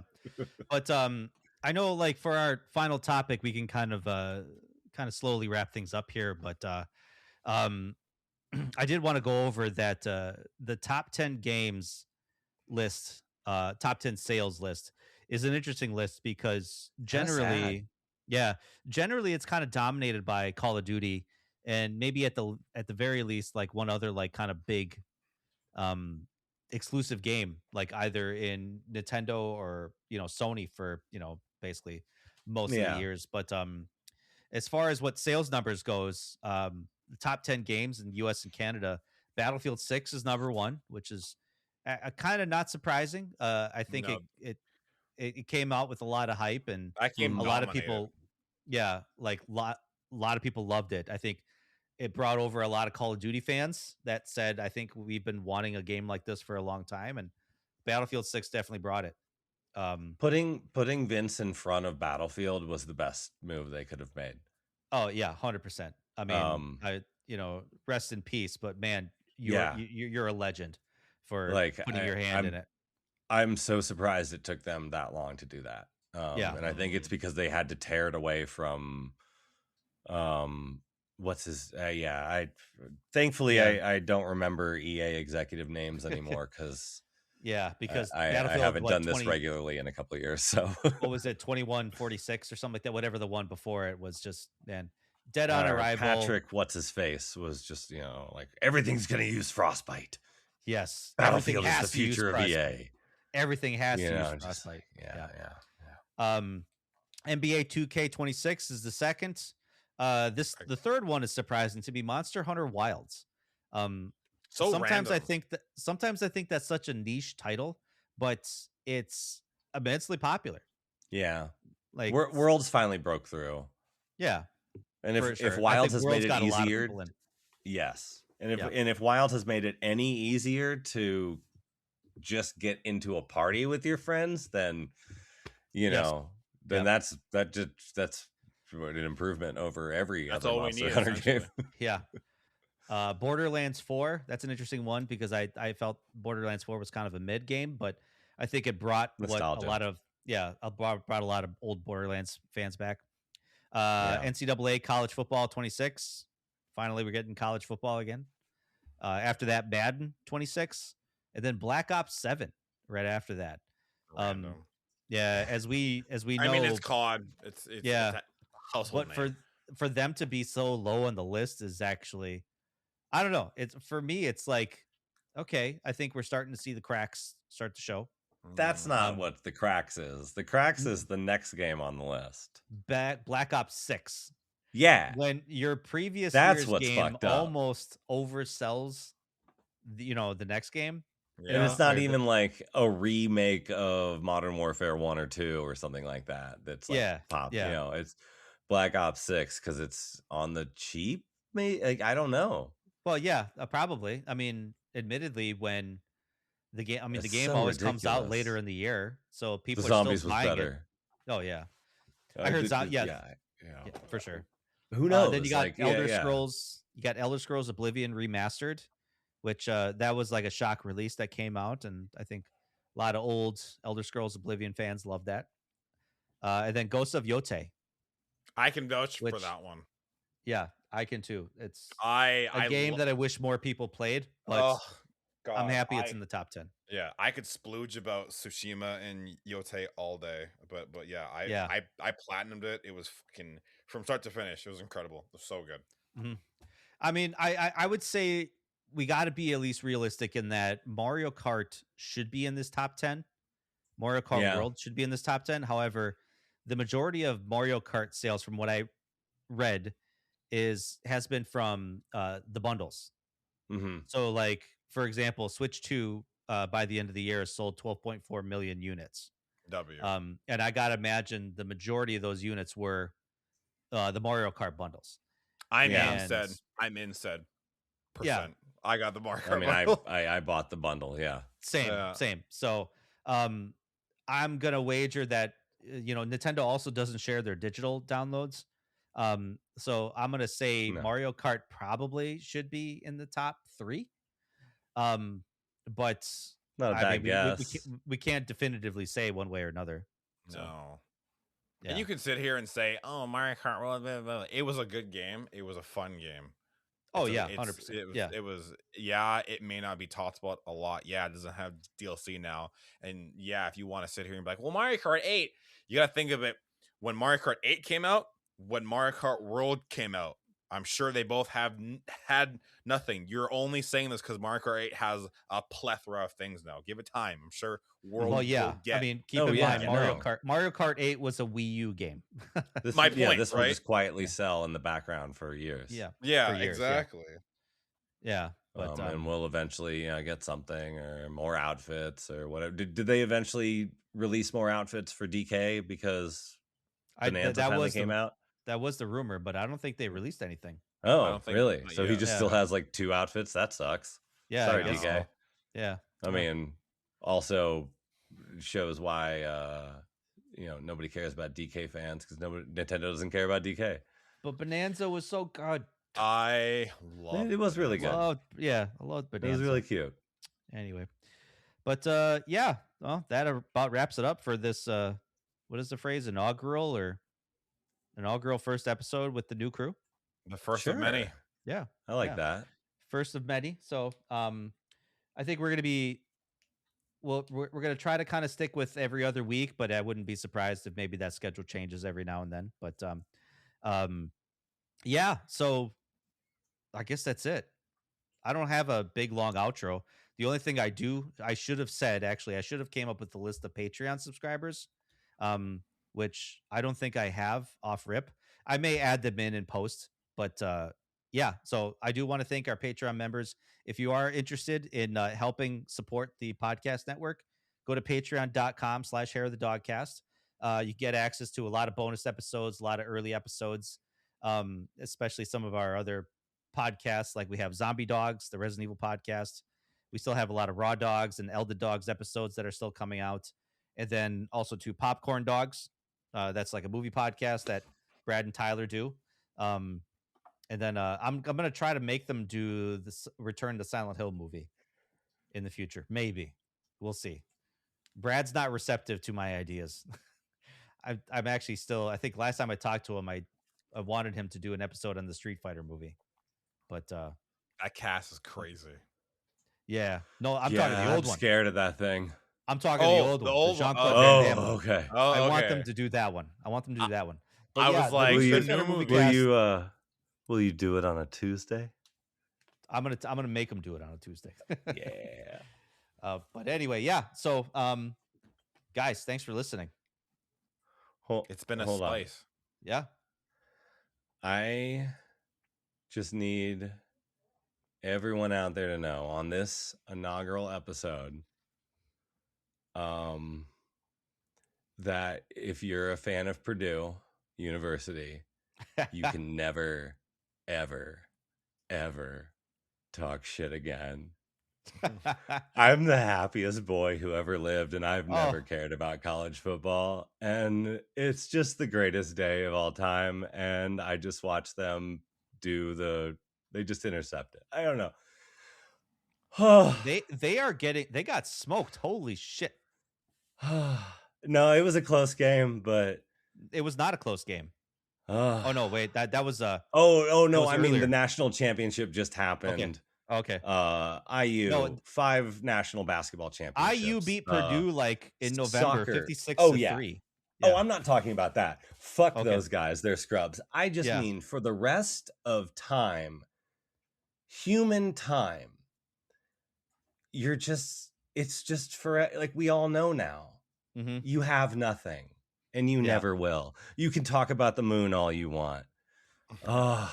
It's just so good to beat them on their own turf. We're national champions. I'm sorry. I don't live in Indiana anymore. Indiana is a trash state, but I was conceived on the Bloomington campus of Indiana University, and it's just all worth it now. This shitty life was worth it. So go Hoosiers. And I'm very excited to be a part of the show. Go Hoosiers, fuck the Bears. Fuck the Bears. Damn. Yeah. We take our sports seriously here, Andre. You know all right. Fuck the Bears, I guess. All right. Yeah, there we go. All right. Bye, everyone.